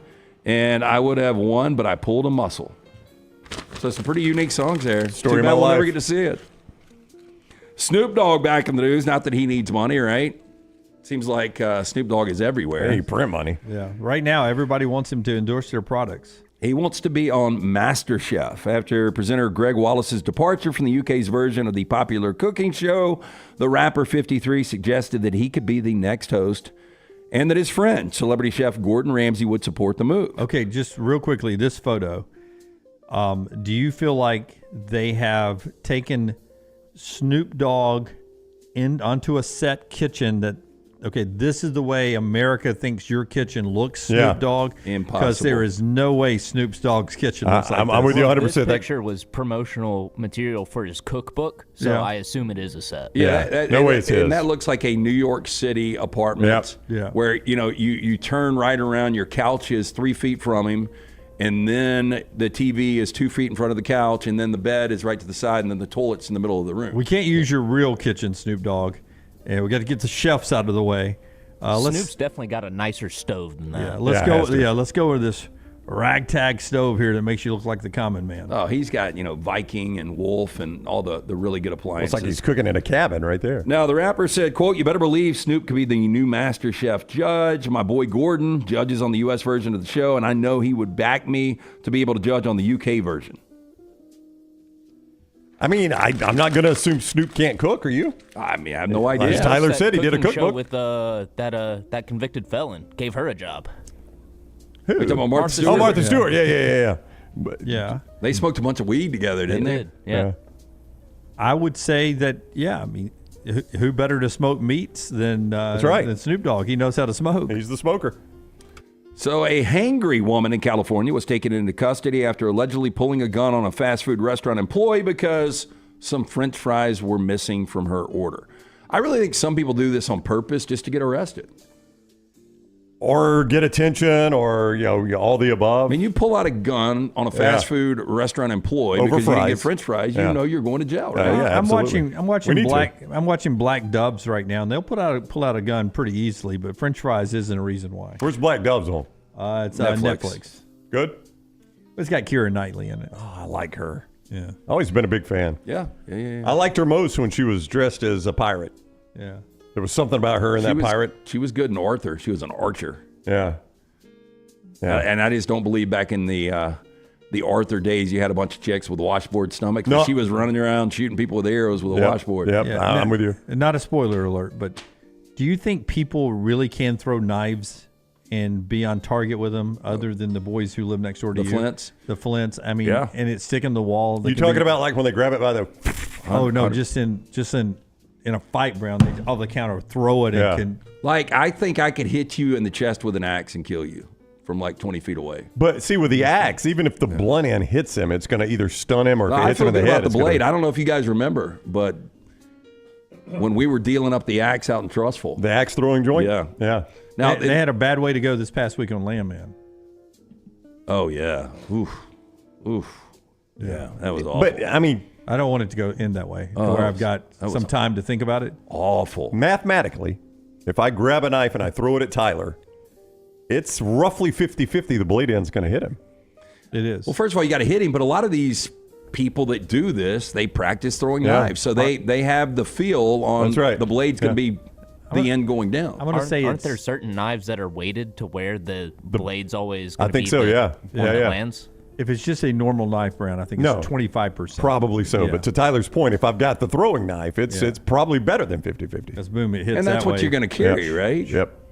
I mean, the old butcher knife, the old Ginsu, probably not going to be good to toss around. Yeah, they throw some knives in Black Dove. So anyway, back to this. Friday afternoon, officers with the San Pablo Police Department responded to the unidentified fast food restaurant. Upon learning of the missing side in her order, the woman reportedly sent her children inside the location to express concerns. Kids were told to send their mother inside with the receipt so the issue could be taken care of. Employees then said the mother returned in a, quote, hangry state, began threatening several employees, telling them she had a gun in her purse. Officers arrived shortly after this confrontation, spoke with a woman. They said that she had told them there was a loaded pistol in her purse, which she was having her 9-year-old daughter holding. Now, the daughter gave the purse to the officers, who rendered the gun inside safe. Officers then arrested the mother with criminal threats of a firearm and child endangerment. So she actually didn't pull the gun. Well, that's good, but she threatened with it, right? Which And also is an issue. Let her 9-year-old actually hold the purse that had the gun in it. Yeah.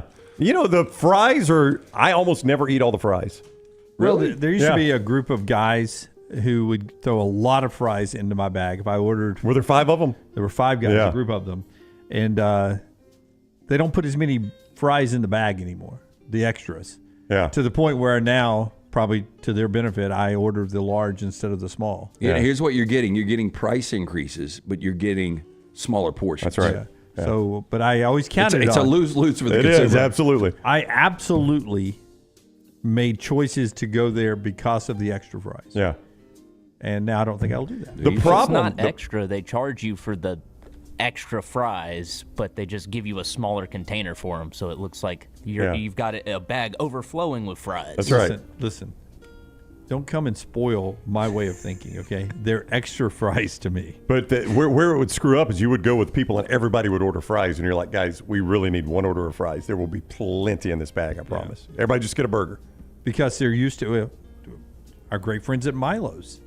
Back in the day, man, I loved it because you'd get your burger, and then it would always be like the meat was so much they'd add a little extra on top. Yep, it was just that little piece of happy. There was an ice cream place that would make you a milkshake, and then they would pour into a little extra cup the leftover milkshake. It was so good. Little bonus. It's the best. Sometimes you get an old-fashioned made or a martini, and they're like, oh, I've still got another shot here. Yeah. Yep. I think it was Johnny Rockets. They used to, when you get a milkshake, they'd set the silver thing down here. You can have this. I never went to a Johnny Rockets. Oh, it was after church when my daughter was small. She wanted to go all the time. Didn't we have somebody in studio that told the random story they were on a first date and the guy died at Johnny Rockets? At Johnny Rockets? Yeah, who was that? I don't know, but do you eat free? It wasn't Rockstar. No, I think it was like an in-studio guest was talking about how they were set up. It was a girl, and she went to Johnny Rockets, and the date died at Johnny Rockets. Wow. I don't remember this. I don't. I vaguely remember it. This is years ago. Yeah, I do vaguely remember it. Yeah. But I thought it was somebody who was working with us. Nope. Meet Mohammed Abdullah. Hello, Mohammed. 37-year-old or 27-year-old Pennsylvania man was arrested yesterday on a petty theft charge. I've never heard of this. For stealing a lap dance. How does one do this? Abdullah, cops say, you go. was buying a, quote, service from a woman inside of a Florida strip club when he refused to pay the $40 service fee. Now, he sought to leave the Rain nightclub in Clearwater without paying for the 2:45 a.m. private dance. Deputy collared Abdullah after being told by the club manager that the patron had not paid the, quote, $40. Charged with a misdemeanor theft, Abdullah was booked into county jail, from which he was released last night after posting, of course, a $40 bond. So he had $40 for the bond. Yeah. But not the dance. So are those prepay? Lap dances? Yeah. Last time I was in a club, I would assume. It was just, you had to give them the cash first. But that's been a long time. That was before there were, QR codes and cell phones. Well, not cell phones, but I don't know how much integrity is strippers in the stripping business. Right. So I would think that you probably want to get your cash up front. Yeah, I would imagine so. If I were a stripper, I would. Overpriced drinks. You don't get the extra drinks either. That's Trash Today, brought to you by our friends at Mortgage Right. Hey, if you're looking for a new home, our friends at Mortgage Right, they are there to help. Whether you're looking for your first home or final home, call them today, 205-900-7200 or mortgageright.com. All right. And our friends at MyBookie. Brownie will tell you about MyBookie in a second. I'd like to know the odds on Saquon Barkley breaking the record held by Eric Dickerson of the yardage in the season. He's on pace to do that right now. For historical purposes, O.J. Simpson was the first to go over 2,000 yards rushing in the National Football League. He did it in 1973. That was with 14 games. The record wasn't broken until 1984 when Eric Dickerson, who still holds the record, did it in 16 games. Now, of course, we're at 17 games, and Saquon Barkley is on the path to break the record. Do you think he does it? I lean that he does it. Kellen Moore is the Eagles did clinch this weekend. Kellen Moore has changed his complete way he calls the game, and it's all about running the football now. And a lot of this is personnel based, but back when Kellen Moore was with the Cowboys, man, they were flinging it all over the place, and now, this is like old school football, and Saquon has been fantastic in this offense. I love the fact that Barry Sanders sent a tweet out last week. Records are made to be broken. I'm pulling for you. Go get it done, which is pretty awesome because, most people are egotistical and greedy and they want to keep their record, but not Barry Sanders. I do think he gets it. You think the Giants fans want him to get it? I do not think they do. What a massive mistake that was. Yeah, you got to remember the Eagles are going to be playing for home field each and every week. So I don't think it's going to get down to week 17 and they're resting starters, or week 18. All right, college football playoff point spreads at mybookie.ag. The Fighting Irish, Notre Dame, 7.5-point home favorites in South Bend over Indiana. Penn State, 8.5-point favorites in Happy Valley over SMU. Texas, 11-point favorites at Darrell K. Royal against Clemson. And Ohio State in the Horseshoe, 7.5-point home favorites over the Tennessee Volunteers. The Alabama... Give me basketball tonight, if you will. The Alabama Crimson Tide, an 11-point favorite at Michigan. We were asked about this earlier. South Carolina, 11-point favorite at Illinois. You'll have to allow me to change. Which game are you looking for there, Jim? Just the Jimmy V Classic. The two SEC teams in action tonight. Tennessee and Miami at 5:30. Michigan and Arkansas at 8 o'clock. Tennessee is a 14.5-point favorite over Miami. 14.5-point favorite. And Arkansas is a 4-point dog against Michigan. All right, all those lines and all the lines are at mybookie.ag. Code next round for the sports book there. That is going to be a 50% deposit bonus up to $1,000. 50% of your deposit up to $1,000 when you use code next round at mybookie.ag. Now, if you sign on and you're like, yeah, but I'd like the casino bonus, we're going to give you that too. TNR Casino. is the code there, TNR Casino. That is a 300% casino bonus up to $2,000. So right there at mybookie.ag, TNR Casino for the 300% casino bonus up to $2,000. Our code next round for the sportsbook deposit, 50% deposit bonus up to $1,000. Bet anything, anytime, anywhere. mybookie.ag, code TNR Casino, and code next round. I sent this out last night, and I really believe this is the case. Now, some people said, Jim, it's not rebuilding, it's retooling, reloading. But I believe Alabama is in a rebuilding mode this year with Kalen DeBoer to bring in more of his style of players. Would you label it retooling, rebuilding, some other word for what Kalen DeBoer wants to do with his roster? Because that tweet I showed you yesterday from Mike Rodak, him saying thankful for the wide receivers who, with limited production this year, basically saying that's not the way it's going to be moving forward. Yeah, I think it's a really unique situation based on the fact that you have an elite coach, in my opinion, taking over from the greatest to ever do it, and their cultures are night and day. Both really, really good cultures, but to go from what Saban had to what DeBoer really wants to instill in Tuscaloosa, it takes a little bit of a transition. I know Alabama fans don't want to hear it. 9-3 was very disappointing.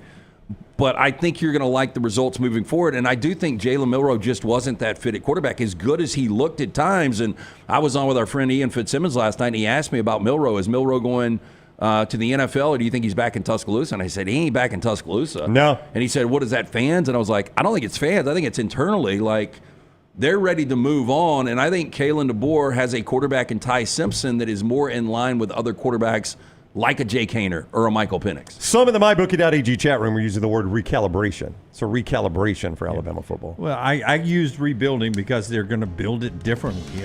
You may add on a part of your house. You're not rebuilding the whole house, but you're restructuring it. You're adding on.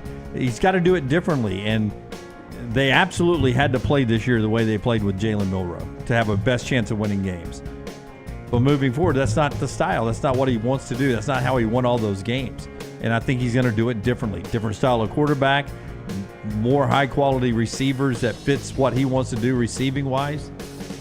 I don't know what that means defensively, but offensively, definitely a restructure, rebuilding, retooling, whatever word you want to do. It'll be interesting to watch what Courtney Morgan, the GM, and Kalen DeBoer do in the portal over the next few days as this portal remains open. We'll continue to talk about it at Cover Crimson, also thebarnauburn.com, and here on the show. We'll see you tomorrow at 9 a.m. Central Time. A new Bama and Bourbon out in a moment. Until next time, God bless you and God bless America.